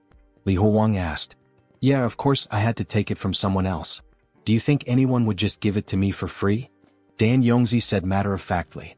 "That's what I should do if someone has something that I don't. I learned that lesson when I was 5 years old, the day someone snatched a bun from me. When I was younger, I robbed people and took their money. Then I started stealing techniques, treasures, even disciples. I've even taken the entire Zephyr temple for myself. And look, even the statues of the three deities haven't condemned me." Dan Yongzi's voice was filled with satisfaction. "You should listen carefully when adults speak. That is what it means to have manners. I'm only teaching you this because I treat you like my own family." Li Huowang hesitated for a moment before asking, "But Master, what if you can't take something away from someone else?" Dan Yongzi sneered. "Can't take it? Then I join forces with someone else to try and take it together. You're literate, yet you don't know how to use your brain? If I still can't take it, I'll poison them. If poisoning doesn't work, then I'll frame them. Do whatever it takes, use every underhanded trick possible. Just get what you need." Those few sentences alone were enough for Li Huowang to fully understand Dan Yongzi's way of doing things. He would stop at nothing, using any method necessary to obtain what he wanted. Li Huowang responded, "Master, you are quite wise." Dan Yongzi laughed coldly. "Yeah. So what if I can't read? So what if I don't understand many things? They called my ways vile and evil. Fine. Then I'll become an immortal and show them exactly who is stupid and vile." His last words came out as a shout, his ugly face contorted with rage. Li Huowang didn't know who Dan Yongzi was referring to, but it was obvious that there was a deep grudge between them. From that moment on, Li Huowang spent nearly all his time with Dan Yongzi, eating, sleeping, and researching the path to immortality together. During this period he refined the recipe bit by bit, making the sacred text's method appear increasingly credible. Before long, the ingredients Li Huowang had requested arrived. One of them was sticky, pale white, and covered in soft black fur. The other was a lump of faintly glowing black boils. The sight of them filled Li Huowang with both disgust and awe. Disgust at their repulsive appearance, and awe at Dan Yongzi's ability to actually obtain them. "Master, should we refine them now?" he asked. Dan Yongzi shook his head. "No need. There's still some time before the new year. Let's have our New Year's Eve meal first." Li Huowang was momentarily stunned by these words. A New Year's Eve meal? Was this some kind of tradition?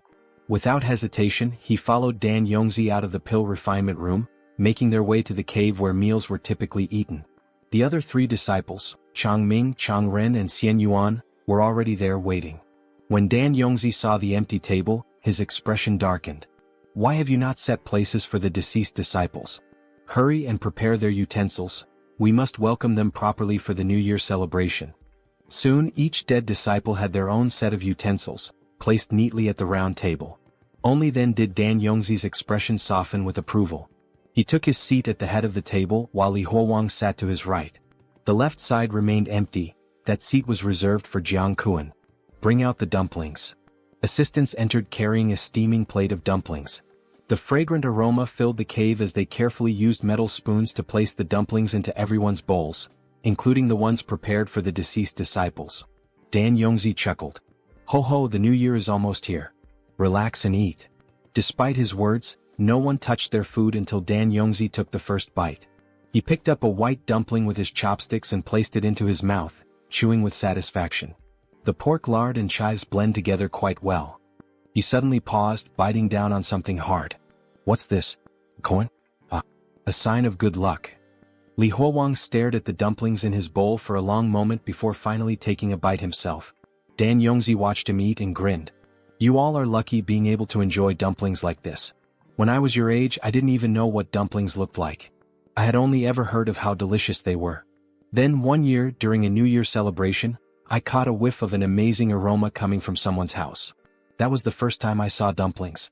I didn't even bother playing with their beautiful daughter that day. I simply cut her down and went straight for the dumplings cooking on the stove. I must have eaten at least 1/2 kilogram of them. Back then the stuffing was the same, pork lard and chives."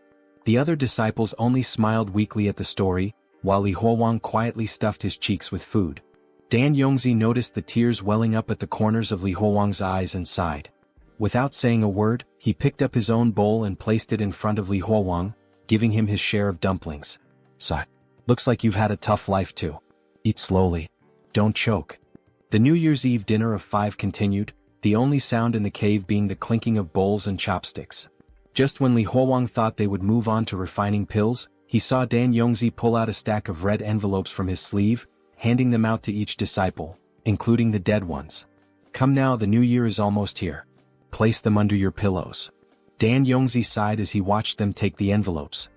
"When I was your age, I had no elders to give me red envelopes." Dan Yongzi placed the final red envelope beside Zheng Kuan's bowl before turning to Li Huowang with a smile. "You don't need a red envelope. Come now, let's become immortals together and share the same longevity as the heavens and earth." Li Huowang smiled, his laughter light and cheerful. "As you wish, master. Let's head back to the pill room, start the furnace and refine the pills," Dan Yongzi instructed. "You will control the flames." "Yes, master." Then on the next day the pill refinement proceeded as smoothly as ever. But of course that scabby old man was naturally suspicious. He was dragging me along in his pursuit of immortality because he was worried that the recipe I had given him might be fake. Meanwhile, we watched as the master flawlessly inscribed the E symbols, bringing the refinement process to completion. But that was fine. He wasn't afraid. "My dear disciple, you will take the pill first. Your master will protect you." "Thank you, master." Both of them sat in meditation. "Oh scabby old man, my dear master. You and your grand dreams of immortality will die with me today." The disciple swallowed the pill as the master observed him closely, analyzing whether anything would happen. So much primordial spiritual energy, it was as if the apprentice was sinking into an endless sea of energy. Now he could see it. Now he could feel it. He understood. He was truly stepping onto the path of immortality. The protagonist put on a grand display, as though he were lost in an illusion. Upon hearing of immortality, the master was finally convinced and decided to take the pill himself. This ancient Taoist was ascending to immortality as well. Both remained motionless, seated in meditation, facing one another. However, moments later the protagonist began coughing up blood, so much blood. His stomach was tearing him apart. He collapsed to the ground, laughing. But none of that mattered. His duty had been fulfilled. Are you still hanging in there, scabby old man? This was just a technique I copied from Xianxia novels. You will never become an immortal. Black tentacles started writhing out of the master's body. The only thing you will become is a ghost, the protagonist sighed, holding a pill in his hand, the same red pill that made the body burn with heat and surge with immense strength. And then, after swallowing it, he smirked. Hey master, are you deaf? I'm talking to you. A temporary burst of power surged through him. His eyes burned with a psychotic gleam. Without hesitation, he delivered a devastating punch to the master, smashing his face against the ground. Those eyes, those are the eyes of a demon. The master's face was twisted and disfigured. He let out a furious scream. You will not stop my ascension. Get away from me. He was teetering on the edge of immortality. The ancestors were coming to take him, even as blood poured from his mouth. He had lost control. His obsession with immortality had driven him completely insane. The protagonist's stomach twisted in unbearable pain. I really regret not bringing a knife to end this properly. His vision blurred. The world around him twisted. He was hallucinating. No, he was back in an operating room as if he were in a hospital. A voice was calling out to him, but it was calling him by two names. Li Huowang. He looked up and saw Nana. Is she here because of me? Even if this is just an illusion, it's not so bad. Then he saw the doctor's face distort. The patient in bed 14 is losing consciousness. Preliminary diagnosis, food poisoning. Quickly, get the stomach pumped for gastric lavage. Gastric lavage, my ass. This is a psychiatric hospital? Where the hell would you even get a stomach pump? The sound of medical equipment echoed, beep, beep, beep. If you're going to have hallucinations, at least make them logically consistent. Beep, beep, beep. Huowang. Li Huowang. He heard someone calling his name as he floated in a sea of blood. Hold on. You promised me. He opened his eyes, a fly landing on his face. Then suddenly his body convulsed and he started vomiting, purging everything foul inside him. He was still alive. How was that possible? Wait, if he was alive, then that meant Dan Yangzi was also alive. But when he turned around, what he saw was beyond insane. What the fuck? What the actual fuck am I looking at? 3 flowers gathered at the crown of the head, ascending to immortality? He saw his master, body completely disfigured, with angelic wings and multiple eyes. So this is how it feels, so this is what it is. So this is what it truly is. It turns out, this was the truth of the Tao cultivation. I understand it now. The cultivation of the Tao. I understand it now. He kept repeating the phrase over and over. But then, the monstrous structure that his master had become suddenly exploded, unleashing a gruesome rain of blood, scattering flesh and gore in all directions, leaving the protagonist completely drenched in red. Even he was stunned by the sheer amount of blood.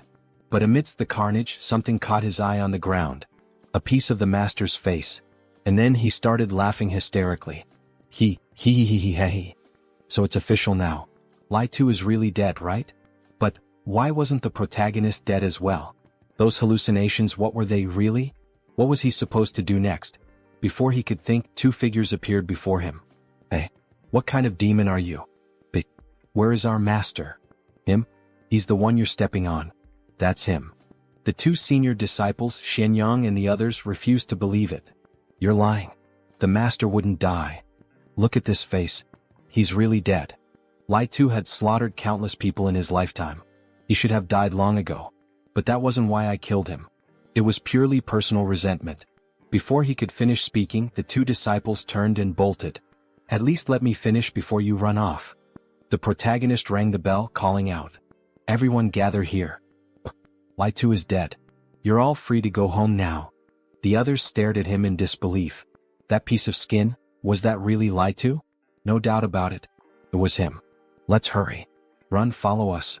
We can finally go home. Everyone leave now. Dan Yangzi is dead. We can all return home and celebrate the new year. Li 2 is dead. Where are you all from, brothers? Let's travel back together. Brotherly, we can finally go home. But as they made their way out, a sound reached their ears. They turned their heads slightly and saw the 3 remaining disciples locked in a fierce battle. Xianyang. Hurry. Let's kill these 2 accomplices of Dan Yangzi. Then we can share the heavenly book together. Xianyang, if you don't want to die, get out of here now. The master taught you the Tao of alchemy. In a situation like this, do you really think you can stand against the two of us, who practice the Tao of the sword? So, in the end, this is all about the heavenly book. But that wasn't really a book that granted immortality. It was just an old scripture. Senior brothers, why don't you come with us instead? Xianyang, if you're not interested in the book, then leave now. Otherwise we will kill you. Alright, so they will go first. Those 3 older brothers will keep fighting among themselves. We'll meet again. Then the protagonist begins to ring the bell. Everyone who wants to go home, follow closely behind. Don't get curious and don't look inside. The swords of the 3 older brothers show no mercy.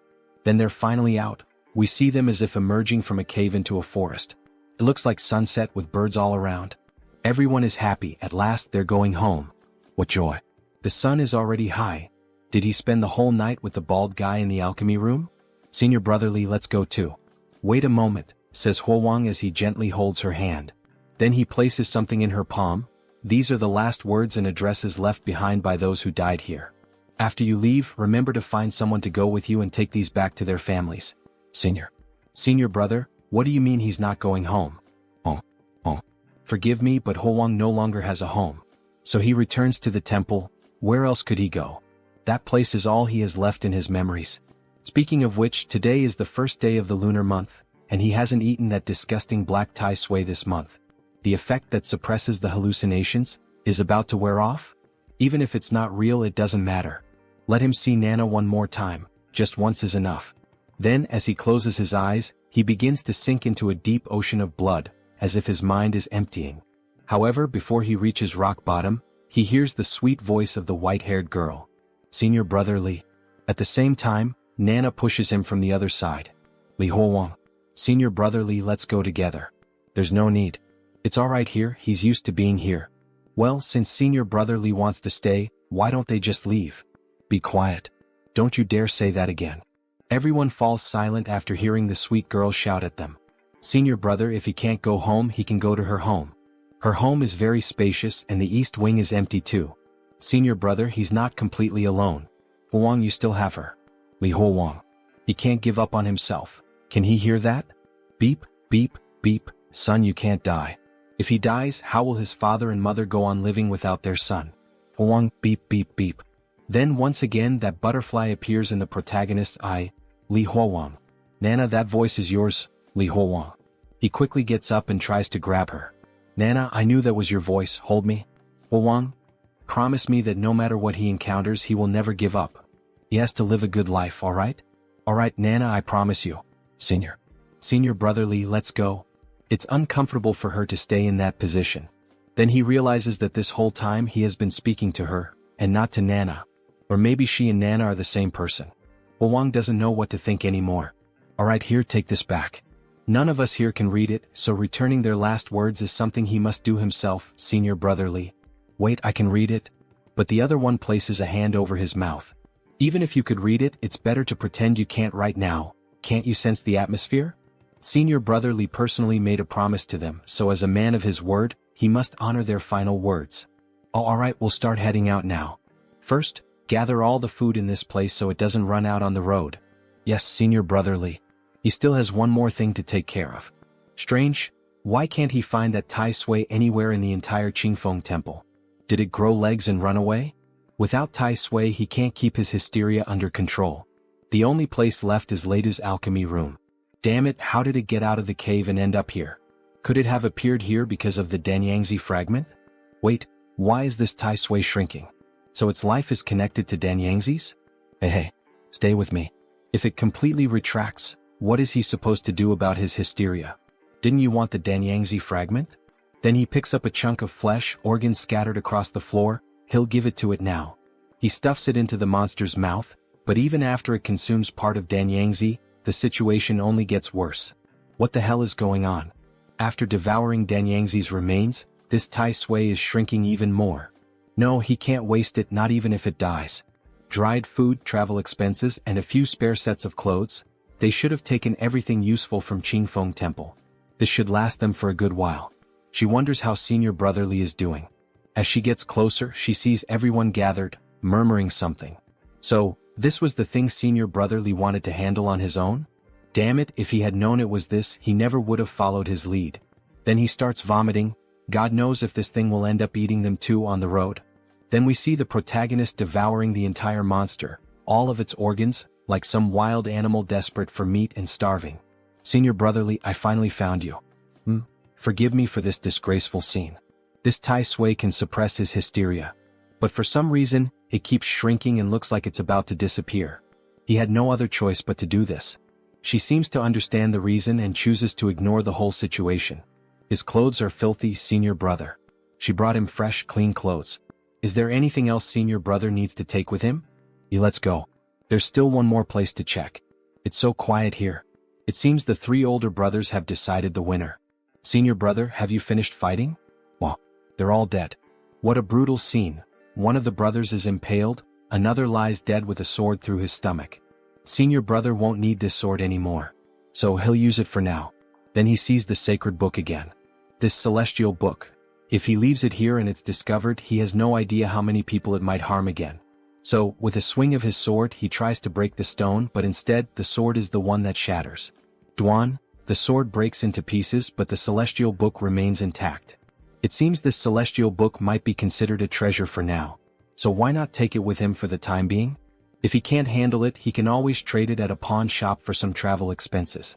Senior brother Changren, he has a sword here, he'll take that with him as well. Rest in peace. Senior brother Li, are we about to move on? Let's go. Let's leave this godforsaken place behind. Before they leave, we see the mountain catching fire. Let everything here burn cleanly. What kind of people and events will he encounter in the future? Suddenly he finds himself looking forward to them. Senior brother Li, please slow down, her eyes hurt. She's crying, maybe it's because of her albinism? He then starts cutting a piece of cloth. Next time when the sun is high, you can use this fabric to cover your eyes. He ties it around, but she still can't see anything through it. That's alright, he'll hold her hand. Skinny child, is he done yet? Almost there, poot poot. Seriously father, do you really have to rush me while I'm taking a crap? Lu family's troop youngest son Lu Xiaozai. Then he hears something in the forest. Who's there? Show yourself. Ha ha ha, so it's nothing. Maybe just his imagination. He probably misheard. But something behind him starts laughing. Then the scene changes, we see a carriage with people hiding inside it. Father, what are we going to do? Asks Lu family's troop eldest son Lu Jiren. Father, think of something, says Lu family's troop eldest daughter-in-law Luo Wanhua. What could he possibly do in this situation? Lu family's troop leader Lu Zhuangyuan. In this situation, the only thing he can do is beg, Ghost grandfather, please spare his family. Everyone in his family has a bitter fate. They're only here trying to make a living. Tell me, do I look more like a human or a god? This being, it's here to request a seal? We see the image of an entity dressed entirely in red, truly resembling a god, or at least something deeply sinister. The man is kneeling begging. He can't answer this question in desperation. If he answers it wrong, his entire family will disappear. You look like a god. However, something makes him change his mind. No, like a human. However, Li ends up stepping on a branch, making a noise. That's not right either? It shouldn't be. He told you, senior brother, of course we'd find someone following this pile of crap. After all, it's still warm. That's disgusting. You idiot, you knew it was something gross, but you still lowered your head and followed it. Are you planning to eat that? Shut up for a minute. Damn it, senior brother Li, look, what is that? There's a face on both sides but no back of the head. What even is that thing? Father, look behind us. What are those monsters doing again? But in reality it was just the group walking. Who the hell is that brat calling a monster? Is he looking for a fight? Everyone hold up here for a bit. More people coming to the show. What the hell are you? I'm a human being. Don't I look like one? You look like garbage. He then draws his sword. Who cares what the hell it is? Striking first is the best defense. Then he charges swiftly at the monster, throwing his sword with tremendous force. However, the monster dodges the attack with ease. If physical attacks are ineffective, then let's try this instead. He rings the cursed bell, causing the monster to become paralyzed. The father and child are stunned by what just happened. The monster begins to slowly disintegrate. The copper bell is effective. Then the monster starts to rupture, releasing a dark aura, until it finally vanishes without leaving a single trace behind. Master, thank you so much for your help. My humble family has nothing of real value, but, yes, this is it. This cigarette clears the mind, it's a small tribute to show our gratitude. Thanks, old man, but he doesn't smoke. Do you know what we just encountered? Young Taoist, you don't know? That thing asking for a blessing. You're the one who drove it away, weren't you? Ichim, may I ask, sir, by any chance do you have a map of this area? We're not from around here and got a little lost in this forest. He doesn't have a map, but his family often travels through this region, so he knows all the roads here. Where are you heading, young Taoist? If we're going in the same direction, perhaps we could travel together. This Taoist seems to have real skills. That thing looked like it had latched onto us, so if we stay close, maybe this Taoist master can keep his family safe. However, our protagonist must first visit a few places. All of these brothers and sisters who accompany him were brought here by him. Therefore, he has the duty and the mission to return each one of them to their home. There are also some who will never be able to return home, whether because of abandonment, death, family problems, or other unresolved issues from before they were kidnapped. He has the moral and ethical responsibility to deliver each of these brothers back to their families, one by one. The old man becomes visibly shaken. However, he understands the situation. Young Taoist, take a look at what he drew. He used his pipe to sketch a rough map of the region on the ground.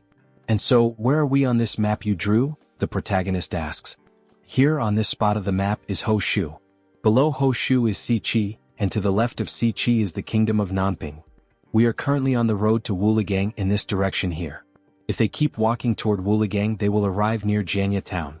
If they continue walking toward Jianya town, they will reach Shijing. Alright, I think I understand this map now. If you look closely, this world seems a bit like the 5 dynasties and 10 kingdoms period from the past. There is no unified country or central government here, is there? Alright, thank you for the explanation.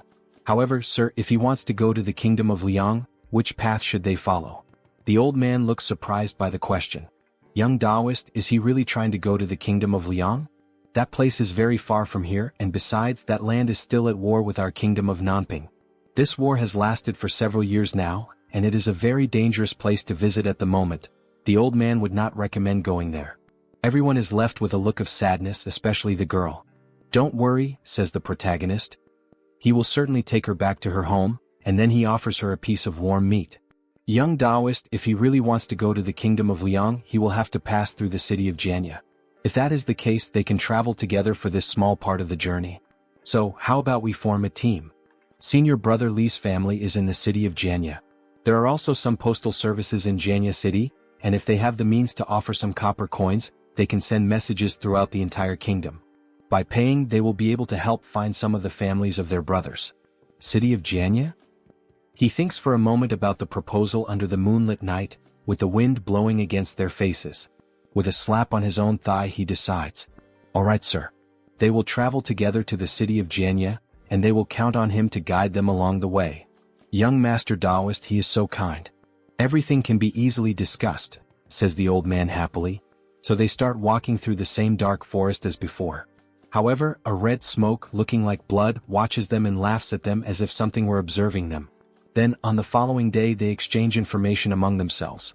The old man, along with his children, performs theater shows as a way of making a living. And so, how is the business in this theater trade? Times are hard and business is even harder. After a severe drought, the entire city of Nanping suffered a great flood, and ordinary people are struggling even just to eat. Look over there, we can see some people in the fields. Then they both continue talking as they travel. The old man, smoking and riding on the donkey, explains the business situation in more detail. Since common people have no money and are struggling even to afford a basic meal, there are even fewer who are willing to watch performances, give tips, or spend money. So, are there no more rich people in these regions? Like the nobility or wealthy landowners? These rich people do not even bother to hire a theater group for a funeral anymore. They just finish it off with a meal. Not even for branch ceremonies. Then they see 2 children playing and watching the group as they pass by. The tall young man tries to communicate with them with a smile on his face, but he ends up causing the opposite effect. The children scream, "It's a ghost," and the other starts shouting for his mother. The old man says, "How can we, singers, compare ourselves to the skills of the young Taoist?" The children run away, scared by their ugly faces. The young Taoist is so powerful at such a young age that his future achievements are limitless. It's not all that, he says, there's no need for flattery. Then, as they continue traveling, he takes the opportunity to ask the old man a question. These lands have really been without water and remained under severe drought for a long time. In any case, is there any well-known sect in this country of Nanping? A sect with special abilities, for example, people like him? Ah yes, special abilities, yes, they do exist. There is a sect in the city of Shijing. They are very good at helping people have children. Called, what is it called again? The old man is already going crazy from smoking that pipe so much. Right. If he gets to Shijing, he just needs to ask someone on the street and they will know. Then one of the old man's sons interrupts the conversation. Father, look ahead. We have finally arrived at Wuligang. They see a very humble village along a dirt road with dead plants, no water, and a large cloud of smoke rising from the town. Young Taoist, let's move to an open space at the entrance of the village and begin our performance. All right. The Lu family's theater troupe is about to start the show. Set up the stage. In the next scene, we see the protagonist lying down on a pile of hay, resting and thinking about life. Shijing. He wonders what kind of sects exist in Shijing and what they actually do. After all, asking for a child does not seem very trustworthy. But since they dare to establish themselves in a big city, they are probably not an evil sect. Then, something is placed over his face. He quickly gets up, startled. Senior sister, why on earth did you remove the blindfold we had put on her again? It is still daytime. Her eyes are going to water again. However, she ignores him with a beautiful smile on her face, giggling. Senior brotherly, look at this bronze mirror. They use this mirror for makeup in the opera. It shows a clear reflection. Look, the reflection is really very clean. Then she points to the protagonist, showing him his reflection. But in desperation he shouts, hey, wait a second. Senior sister, back at the Qingfeng temple, did he really look like this? With this same face shape? Eyes, nose? Yes, senior brother, it has always looked just like the way it is now, as reflected in the mirror. What's the matter? Senior brother, is there a problem or something strange about his image, about his reflection in the mirror? Bai becomes worried by this extreme change in his mood. After all, he has often shown signs of being unstable. No, it's nothing, don't worry. Looking at his reflection more carefully, he realizes that his new face resembles his face back when he was in the hospital, but with an older appearance. Back at the hospital, he was still in high school. How could he be this old? No, his mind is a mess and his memories are fragmented. His life truly feels like a joke. Meanwhile, off to the side, people start gathering around the square as they notice a red canvas being unfolded. Then the theater performance begins. The old man is dressed in traditional clothing, with a few black smudges on his face and a weapon in hand. Ouch. His cruel uncle has thrown him out of the house. Now it is the girl's turn to join the performance. Like a lone wild goose in the middle of the snow. Like weeds at the side of the road, trampled by everyone. His daughter and she are suffering from hunger and cold, which are unbearable. They can only beg for food on the streets, and the child starts crying from hunger. This is how the Lu family troupe performs. They earn their money through hard work. Everyone in the audience starts getting excited with the performance. Suddenly, the old man sees the protagonist from afar in the crowd. Young Taoist. He runs over, abandoning the woman. Hello, young Taoist, he came at the perfect moment. What is the problem? The old man's business is facing some trouble. Could he help him? Master Lu, he does not know how to sing opera. He is afraid he will not be able to help him with his problem. No, young Master Taoist, he doesn't need to sing opera. It is something else he can help with. There is a rich local family here in Wuligang, the Hu family. Master Hu has just asked someone backstage to invite him. He wants me to perform a ghost play at his house. To perform a ghost play? Does he mean to perform a play for ghosts? Wait, Senior Li is surprised. Oh my god, certainly not. This so-called ghost opera is actually just performing a play in the ancestral hall, facing the ancestral tablets. It is nothing too serious. If it is only that, then what problems are there with this business? Why doesn't Master Lu handle it himself? Because, he then sighs before explaining, because this is also the first time he will be performing a ghost play and he feels a bit uneasy, he knows. So he would like to invite him, a Taoist master, to be there and help keep him calm. Master Lu, he apologizes, but this is something he cannot help with. He generally tries to avoid these kinds of things. There is no way he would go out of his way to get involved. In the next scene we see a bit more of the city with people moving through it. Then we see the protagonist talking to someone in an alley. Senior brother Li, we don't have much food left.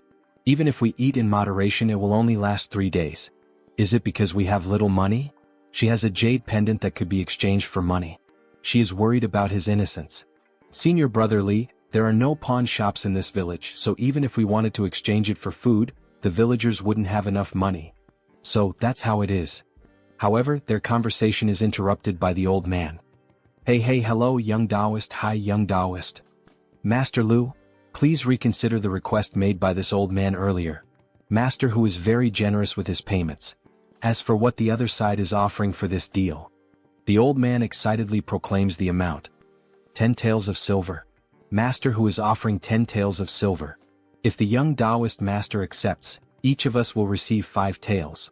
Converted into copper coins, that's 5,000 copper coins, young Taoist master. Bai becomes interested and curious about the proposal made to Li. How much grain could this buy? It should be enough for us to travel for a good while. 60%. How about he keeps 60 and the old man takes 40? Young Taoist, he is begging you. It's not easy to make that much money these days. The protagonist hesitates, thinking about what to do. However, an unexpected doubt arises. Master Lu, is there a blacksmith in this village? He asks while holding the bell. What? A blacksmith shop? He will take the job, but first he needs to find a blacksmith and repair this bell because as you can see it's dented. Only after that will he be able to help. Then we hear the sound of a hammer striking hot iron. He starts to complain. Can't hammer, can't melt, so how can he fix this handbell? What kind of stinky problem is this? Blacksmith of Wuligang. So, any solution? He asks, shaking the bell. These days, one after the other. Only crazy people come here. Come here, damn it, give me a hand helping with this madness. Boy, are you using your strength? He's already using all his strength. They try to straighten the bell with a pair of tongs. However, young Taoist, this seems complicated. Both are exhausted from their futile efforts. Damn it. This is strange, what kind of copper is this thing made of? How is it so hard? It's just a damn bell, it should have been fixed by now. Young man, the old man remembers, the last time I took this treasure it was already dented. But that didn't stop me from using it. How about we head to the ancestral hall first? Master who must be getting impatient.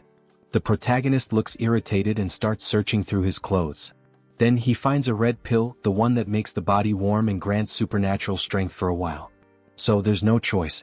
I'll try to do this on my own. Hey kid, the two of us couldn't do it and you think you can just do it alone? Don't try to act like a smartass. Oh my god. Then he begins to see something incredible happening in front of him. A red aura spreads around the forge, making the place even warmer. This is truly amazing. We see the protagonist effortlessly straightening the bell by himself, power emanating from his eyes as he gains incredible strength. It seems the pills still work, especially in this world outside. The restoration is successful, and the bell is now in perfect condition. I told you not long ago that this young Taoist is incredibly powerful, right? Yes, that was truly amazing and there's no explanation for what just happened. What the hell did he do? I saw him put something in his mouth before this explosion of strength. Master who really invited a specialist to help this time. After some time talking, the protagonist steps away from everyone and heads to a more secluded spot, near a river. He picks up the bell and before heading to the ancestral hall, he should test the bell first. It seems to be repaired. Next, he just needs to test it the same way the bald man did. First, strike the bell with a light force. As he strikes the bell, the water begins to move evenly. It worked, he can imitate what that damn bald man did. Little by little, a monster begins to form from the water. Success, even though only one old man was summoned. Still, it's not the same as that damn man who managed to summon 5 monsters at once. Alright, the next step is just like the bald man. Grab a handful of dirt and shove it into my mouth. Then he starts chewing the dirt near the river. Can it understand my words? He asks, his voice distorted. Yes, it can understand. The monster really understood and spoke the same language. Alright, can it be used by me? He wonders. His voice, why is it so distorted? Once, 3 months of life exchange. Do less, this is expensive. The fish monster responds in the same way, do less, this is expensive. So, commanding his master once actually costs 3 months of life, and there's no room for bargaining. Dissipate. It seems that he will have to use it sparingly in the future. That damn bald man was able to use those monsters because he had many years of life due to the pills. Then finally, night arrived with a beautiful moonlight. The ancestral hall of the Hu family. Many people have already gathered in front to enjoy the show. Ah, young Taoist, you've finally arrived at the location. Come this way, I'll take you to the main hall. And then, how are the preparations, everything's ready? Just now, Master Hu said that in previous years he also hired other groups to perform ghost operas and nothing happened. Young Taoist, don't worry. Alright. If Master Hu has ensured it, then there won't be any problems. Hey young Taoist, look, this is Master Hu, this is the young Taoist I told you about. With him here, it's guaranteed that everything will be safe. Oh? He will be relying on both of you tonight. Then we are introduced to the homeowner. Hu King, the wealthy master of Wuligang. But Master Lu, he remembers there being women in his troupe. Don't worry Master Hu, the women are just preparing outside and won't break your rules. If that's the case Master Lu, once the ancestors come out to watch the opera, we, the descendants who invited the performance, must leave. Please take good care of the ancestral hall. As for the opera, choose something cheerful, as the ancestors told us in our dreams that the underground is very quiet, and they want to watch something festive. Alright Master Hu. Also, when the opera begins, the living cannot speak to the performers so the ancestors aren't disturbed while they listen. Don't worry Master Hu, absolutely no rules will be broken. How strange all these rules and commotion. Well, anyway, no matter how you look at it, it doesn't seem like anything will go wrong. Let's hope everything goes well. Then the show begins. The Duke Gong likes wine and listens to frivolous music. Jie Junshan asks about the dance posture. King Liang is tyrannical and the people's lives are difficult. The heroes of Nanping learned about water and fire. Since ancient times, the rise of the ambitious has brought suffering to ordinary people. As the saying goes, success is built upon 10,000 withered bones. The protagonist watches everything from afar. Truly everything is going well. On stage, the atmosphere is lively and bustling, but the audience is in complete silence. Don't think too much about it, it's rather frightening. And as good as the music is, staying up all night to listen to it still makes you sleepy. It's lively and bustling, but the audience is in complete silence. Don't think too much about it, it's quite scary. The characters in the play begin to fight and put on a beautiful performance. But no matter how good the music is, staying up all night to listen to it still makes you sleepy. It seems that ever since he arrived here, he's been getting sleepier. He seems to fall asleep easily. This isn't good, as he accepted the money. The reality starts to shift as he falls asleep, as if he's returning to the hospital. He really can't sleep while working. However, he suddenly awakens. Something is wrong. Why did the singing suddenly stop? Mr. Lu, why did you stop suddenly? Then when he looks at the Lu family, he sees a huge monster with a red aura. Good show, here is your reward. So it's that ghost again, I thought it had died.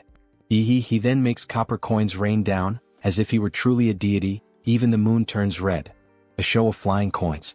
However, Master Lu's daughter is terrified, almost unable to breathe. Yet, her father places his hand over her mouth, saying nothing, just stay quiet. Then the monster approaches her. Well done, that was a nice show, scaring her even more. Look here, your reward. And again he makes more and more copper coins appear. This ghost is truly rich. After making so much money rain down, he quickly flies off to another location, while the protagonist simply observes the situation. The monster quickly runs into the house, sits on the throne, and demands that the show continue. The entity wants to keep watching. Master Lu, this evening's performance shouldn't end, let's continue? Young Taoist, this. The old man is very scared, this wasn't supposed to happen. Then the protagonist takes a step forward. Why are you still standing there? Don't stop, keep singing and performing your show. Our benefactor has already given us a generous reward. Then he stands beside the monster, also wanting to watch the show. Come on, don't stop. The demon demands that they keep singing. Our benefactor has already given us a generous reward. Now it's time for them to do their part with the show. Even though the three are afraid, they decide to go through with it. All right, young Taoist. They will start the show again. Apologies for the mistake. A round and bright moon rises early in the east. That thing has come, but it isn't even attacking. What the hell does it want? I'm thinking of my dear old mother in the hallway. Clang clang, clang clang. The demon looked like a child, excited by the show it was watching. Joyful and happy. It even claps along to the rhythm. This thing can't be here just to watch the opera, right? Wait, what's happening? It's getting blurry? The demon begins turning into a red mist. Clang clang, rising, diffuse. Following him, my lord. How? The mist begins to approach the members of the performance, slowly drawing nearer as it listens to them sing. Especially to the girl, who starts to feel cornered. It's like a sheep facing a predator. Then the demon appears in front of her, laughing, and with the enormous claw of his hand, he pierces the girl's head. Although he doesn't actually harm her, it's more as if he passes through her mind and out her mouth, so that, in the end, he can extract something from within her. Something that looks like a seal and at the same time like a candle. The demon had waited all this time to obtain it and then decides to eat it. All of this happens while the protagonist watches the situation unfold. The girl appears to be physically fine, although when she realizes the demon has eaten something that belonged to her, she goes into a state of shock and even begins drooling from her mouth. And with that, the demon became more active, revealing its mouth as if there were several souls inside its stomach. If you didn't have this unpleasant habit like humans do, of taking, then it seems what he consumes is not a candle or sweets, but rather the fear produced in people's hearts, right? We see his image facing the demon as if there had already been many victims, each one consumed along with the terror in their hearts. Are you angry? That means he struck a nerve. Master Lu, don't stop. If she's afraid of being blinded by the strong wind, she just needs to close her eyes and keep performing. He calls out from inside the great house. Just believe what he says and everything will be fine. Still, they seem hesitant to trust him, especially the girl who struggles to give him that vote of confidence. Yet even with the demon nearly taking full hold of her fear, she begins to sing again. The second clock ends, the shift and the change begin, and I sit in restless silence, my sleep uneasy. I have not failed the common people of Gu County. This golden decree calls upon me, for this reason? She sings with anger, and the demon begins to enjoy it once more. Aha, tell me, does he resemble a human or a god? The question is directed at the protagonist. You resemble a demonic spirit formed from a double-yolked egg, and with one sword strike, he tries to cut the demon. However, he ends up failing. Healing and health, just listen to the sounds of the fight inside the building. At 3 o'clock in the morning, a round and bright moon lights up the courtyard. The song and the performance continue, even with the intense fight between the two. The girl and the boy keep dancing, even surrounded by all that red mist that signifies the demon's presence. The girl, upon snapping out of the emotional shock, is startled to see our protagonist in the sky, fighting. He is trying to kill the creature, but in the end, when he throws the sword, it flies past the old man and nearly kills him. However, while he is thrown far away by the demon, the book containing the sacred scriptures ends up slipping out from his body. And when he manages to pull it back, since it was tied to him, he realizes that this stops the demon from continuing to harm him. Yes, these scriptures really do contain some kind of overwhelming power. After all, even a monster like this one is frozen in fear. And even wounded by a purple energy emitted from the stone that holds the scriptures. He hadn't expected that. This thing truly fears the celestial scripture. That is going to be his advantage to win this fight. The demon now seems to want to retreat, because even it can't stand against that cursed stone. Aha, it looks like fortune has turned. Now it's his turn to counterattack with everything he's got, even if it means using that damn stone. And we see one of the most beautiful scenes so far in this manhwa.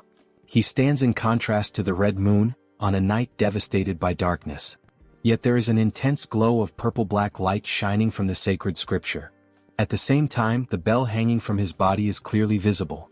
The demon is enraged and charges at him, and with that, we witness a brief clash between the two mists, the red and the purple. He is literally using a stone to strike the demon, or at least trying to hit him. But the demon manages to dodge, causing the stone to slam into the ground and leave a hole right in the middle of the courtyard. Go to hell, he will drag the demon to hell here and now, even if it means sacrificing himself.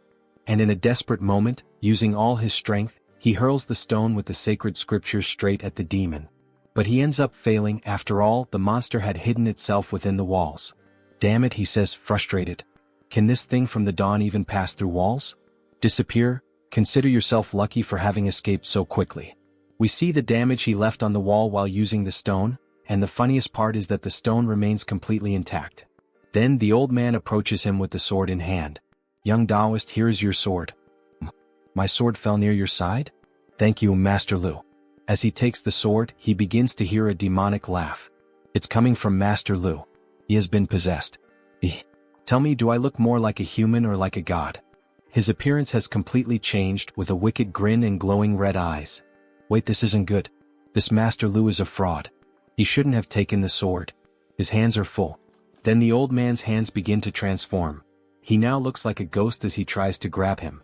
Penetrating, he manages to sink his claws into his body. The demon got what it wanted, to reach the protagonist's body. Finally, foolish human. Now tell me, Does he look like a human or like a god? But he stays completely calm. After all, this was all part of his plan. There's no way for the demon to escape him now. So he begins ringing the bell in front of the possessed old man. We see several golden scriptures start to appear around the demon, and then, one of the spirits that responds to the bell's call swallows the demon whole. He continues to ring the bell while the monster is devoured by the spirit. Master Lu's face begins to become disfigured, as if it were melting. In the end, only an empty shell is left behind. It's finally over. It turns out the real body of that thing was the shadow on the ground. No wonder cutting its body in half didn't work. Checking the time, it's almost 5 in the morning. At last it's over. The intense glow of the night, with the reddish moon and petals scattered through the wind. Yet he begins to hear a song. The God of Joy sings. The God of Joy smiles. Well-dressed and courteous. Kind and warm. What the hell? This demon still isn't dead. He then rings the bell faster, causing the spirit to devour once again this small remnant left of the demon. However, this time 2 of them appear. The God of Joy dances. The God of Joy enjoys himself. The ink on the red paper is fresh. The God of Joy is angry. The God of Joy is sad. The skull lanterns shine bright like the sea. And more demons begin to appear, each with a different shape. What the hell is this cursed thing? The God of Joy is hungry. The God of Joy is starving. In the left hand are the heart and the liver. In the right hand are the intestines. Is this ever going to end? The protagonist sees a sea of corpses, as if he were witnessing the very vision of hell. The village chief has come to welcome the God of Joy. Then the entire mansion becomes engulfed by demonic power. He has fallen into a trap. We see him as if bound by several spiritual ropes wrapped around his body. Welcome. And his face is beginning to become distorted. No, he must not think of that name. He tries to resist the demon. But something is happening before his eyes, he cannot quite understand what it is. He is trying to pierce his way out of the heavens. He can no longer keep watching. Trembling, he shuts his eyes. Then, a hand begins to emerge at his side. What the hell is this? Where did that hand come from? The hand grabs hold of all the evil and finally manages to shatter the illusion that had been cast until now. Finally, the protagonist begins to see the sun. And suddenly, he realizes that he had been in the chair the whole time. Phew, he was saved. With that hand now, he managed to hold on until dawn. That hand, whose hand was it? He stands up. It shouldn't be the Lu family troupe. The sound of their performance has not stopped since then. Then some of the elder stones from that house begin to move. Wait, was it you who helped him? Then they start to fall. Even if it wasn't you, there's no need for such a strong reaction. However, the hand appears again, touching his shoulder, calling him child, just like his old master used to. Then, on the next day as the sun was rising. Excellent, excellent. The ancestors are very pleased with this offering. The incense and candles on the table were completely burned out, such an auspicious sign. Son of Hu King, Laji Hujiang. The plump man who arranged the performance. Mr. Lu, you gave it your all. Allow me to offer a toast in your honor. It's nothing truly, this old man was simply doing his duty. Then a child tugs at the old man's clothing. Were you the one singing in the ancestral hall last night? He heard everything from outside. You sing really well. Grandson of Hu King, Hu Xiaoya. He as long as young master who enjoyed it. Someone. Take the young master back to his room to study. He doesn't want to study. Put him down. Mr. Lu shows a look of sadness. Jiang tries to shift the mood. My apologies for this little commotion. Here are the 10 taels of silver we agreed upon, Master Lu. Please accept them. He has other matters to attend to, so he won't be staying any longer. Thank you for the reward, Master Hu. Then they finally finish their conversation and Lu's children speak to him. They finally finish talking.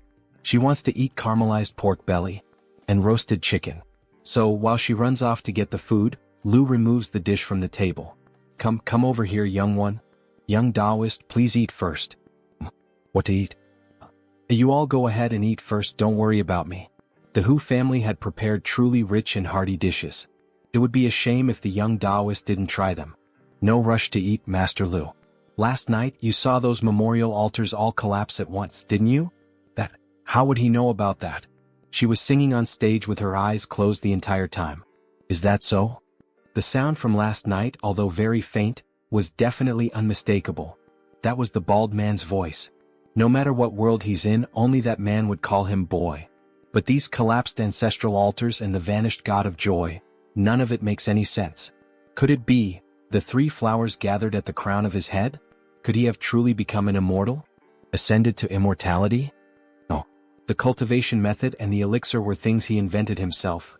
There's no way he could have become an immortal. Then what exactly is he now? Young Taoist, what are you thinking about? Now we're all one family. If you have any concerns, just ask. Whether it's true or not, all he can do now is head to the city of Shijing first, and then find the Jingda gate that Scholar Lu mentioned. If Danyangzi really did become an immortal, maybe he'll find something out over there. He's fine, he's just not feeling very hungry. You can go ahead and eat first. Young Taoist, wait. Take some of these dishes with you. He still hasn't given you the agreed 6 taels of silver. Wait a minute, young Taoist. Then night finally falls. Everyone gathers and lights a huge bonfire under the starry sky. As they prepare food and chat, the two of them are up in a very tall tree. Senior Brother Li, where did all this delicious food come from? Last night, did something happen? Then he begins telling her everything that happened. The Hu family's performance, demons appearing during the play, and the strangest part, hearing the voice of the old master. Last night. Well, that's more or less how it all went. We see that the moon is shining brightly tonight. Senior Brother Li, she's truly sorry it was them, useless as we are, who dragged you into this. If it weren't for us, you wouldn't have had to go through so much. This has nothing to do with you. Since that thing was able to reach the ancestral hall of the Hu family, it means it had already set its sights on us long ago. Even if the events of last night hadn't happened, we would have ended up crossing paths sooner or later anyway. And of course, a memory comes of when she saved him. It's truly hard to say who will be the burden in the future. Then he finally takes the initiative and holds her hand. However, reflexively, she pulls her hand away, her face completely red. She finally gathers the courage, takes the initiative, and grabs his hand. At last, our couple takes their first steps toward happiness. The two stay close together in that tree under the moonlight. The next day, everyone starts walking again. Little Lord Taoist, Wuligang isn't far from the city of Jianya. At our pace, it should take about 4 or 5 days to get there. City of Jianya, huh? He remembers that Azoa Wu's home is in Jianya. How are you feeling, Zhao Wu? Happy to be going back home? Oh. What's the point of someone useless like him going back home? He can't lift anything with his hands, can't carry anything on his shoulders. He'd just be another useless mouth to feed, taking up space. Everyone feels sad upon hearing Zhao's words. After all, even though some of them could still use their hands, many had no home or family to return to. They had literally been imprisoned their entire lives by a madman chasing immortality. Who said Zhao Wu is useless? Since we've got free time while walking, he's going to teach you alchemy.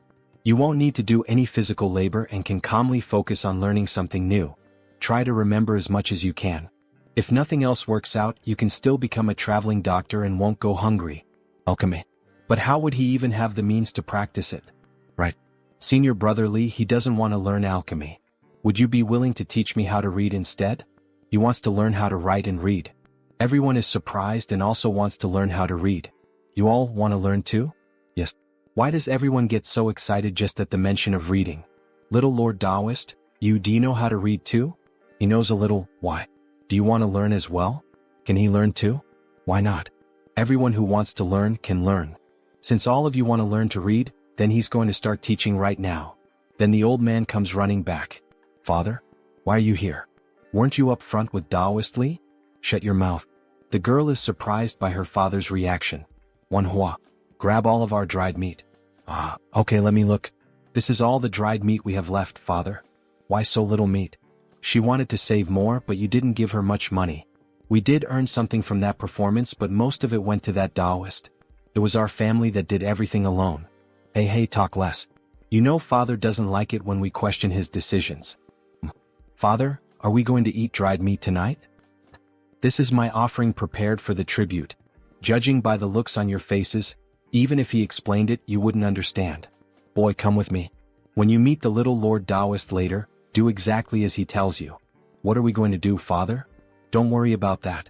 The little Lord Taoist is a noble figure. This is for your own good. As long as you follow him, you won't need to perform anymore. Father, he doesn't want me to perform anymore?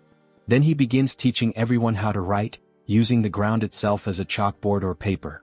Little Taoist. Leader Lu, did something happen? Yes, something did, Little Lord Taoist, look, Before he could finish his sentence, the old man is interrupted by the child. Chief, wait for him. He came from very far away to perform with them. Young master Hu, what are you doing this far out? Don't joke like that. Hurry and go back so you don't worry your father and the rest of your family. The chubby boy is nearly dying after finally running for a bit. No, he's not going back to that place. He wants to perform with all of them. He absolutely loved the dance and the performance. He'll never forget the look on his father's face when young Master Hu of the Hu family shouted that he wanted to learn how to sing opera. Back then he had no idea what singing opera really meant, but he would soon find out. Nonsense. I spent a fortune to hire a tutor to teach you how to read and write. It's bad enough that you don't study properly, and now you want to become an opera singer? Father, not another word. Performing opera is one of the lowest occupations there is. He wants you to rise above, and instead you seek disgrace. Shameful. Then he slaps the boy in the face. Father, he was wrong. He'll study harder. Isn't that enough? No wonder. Every time after a performance, father would never let them interact with the patrons. So that's why. Is that really how the world sees us? Then in the next scene we see the protagonist lost in the forest. Where is this place? Where are Bai Lingmiao and the others? He sees something that catches his attention. Light. He better take a look. He sees 3 red figures in the middle of the darkness. Sorry to bother you. Did you see, son? Huowang? Senior brother Li? The 3 most important women in his life appear. Thank God it's you. Wait, something's wrong. How could Yang Na and his mother be there together with Bai Lingmiao? No, there's something strange about this. He can't move forward. No, he can't stop either. His limbs won't obey him. Then a hand appears behind him, helping him move. Excellent, excellent. Very good. The medicinal manual was also brought. My son, let's ascend to immortality together. We see a giant eye staring straight at the protagonist, resembling his former master. Open your eyes now. Then he finally wakes up as if from a nightmare. Senior brother Li. What happened? Senior brother Li, did you have another nightmare? A dream. Just a dream. You must be hungry, senior brother Li. She has some buns here. Would you like to eat? We don't have any more money, do we? Where did you get the money to buy the buns? How about that? She sold her gold bracelet. Gold bracelet?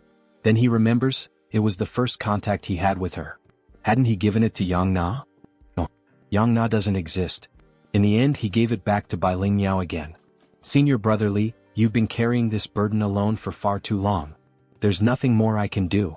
So, this is the only way she can help. She had already helped a lot over the past few months, whether by supporting him or assisting with the escape plan. As soon as everything is settled, he's going to buy her an even bigger gold bracelet. She gets shy at his words. After all, it sounded like a future marriage proposal. Alright, she'll be waiting for him. Then they finally arrive in the city. Jianya Town. A vast center full of people, merchants, and large structures. Master Lu, that sect in Shijing you mentioned earlier. Aside from the reputation of granting children, what else do you know about that place? He's never even set foot in there. But if he had to guess, it's probably just an old master with a bunch of novice monks reciting scriptures. Senior brother Li, aren't we going to stay in Jianya for a few more days? No, we're not. The final wishes were all entrusted to Zhao Wu, who is on his way back home. He'll ask an escort agency to deliver them everywhere. Staying here wouldn't bring us any benefit. Then, in that same place they see Zhao Wu sitting with a stranger. Senior brother Li, he didn't go home. Zhao Wu? Why the hell did he come back again? For what reason? His father thought he was a useless cripple. A long time ago he told Zhao Wu that maybe he hadn't been kidnapped. Maybe his own father had sold him. Qingfeng Temple, Chun Xiaoman. He's completely covered in hair like an animal. Not even a tiger eats its own cubs. He's imagining his father as someone far too cruel. He was the one sold by his own parents. For just 2 taels of silver. They sold him like cattle, and didn't look back even once. So in the end, it's senior brother Li who is too kind. You know what? A tiger won't eat its cubs, but some people are far crueler than tigers. Xiaoman, calm down, Xiaoman. Hey, so, Chun Xiaoman, do you still want to go back home? Of course he does. He wants to make them pay for what they did. And you, Zhao Wu? What's your plan? He wants to keep traveling with all of you. Alright then, in that case, let's all eat. Shopkeeper, take our order. He's starving. Coming right away, dear guest. Let's take a break. After we eat, we'll buy whatever we need for the journey. Alright. Young Taoist, please come down and rest for a bit. There are still some buns left, please eat something. This old man will take watch in your place. Anything unusual in the camp? Nothing particularly special. Except that De Gur went into the forest a long while ago, and still hasn't come back. Should we send Xiucai and Juren to go look for him? Just take over the watch, Master Lu. He'll go find his man himself. No need to trouble you with that. Yes, yes. Then please be careful, young Taoist. So he heads out in search of Dagur.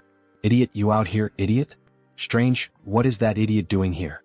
Could he have come all the way here alone? Then he notices a man near a stone. Wait, who's that? Is that him, the idiot? Michuofo. It's a random man in monk robes, eating some kind of offering. Did you come here for something? Michuofo? Are you a disciple of the Vajra sect? If you enjoyed this video, don't forget to give it a thumbs up, it really helps. And for more content like this, make sure to subscribe and hit the notification bell so you don't miss any updates. Let me know in the comments if you'd like to see another part. I'd love to hear your thoughts. See you next time. Bye-bye.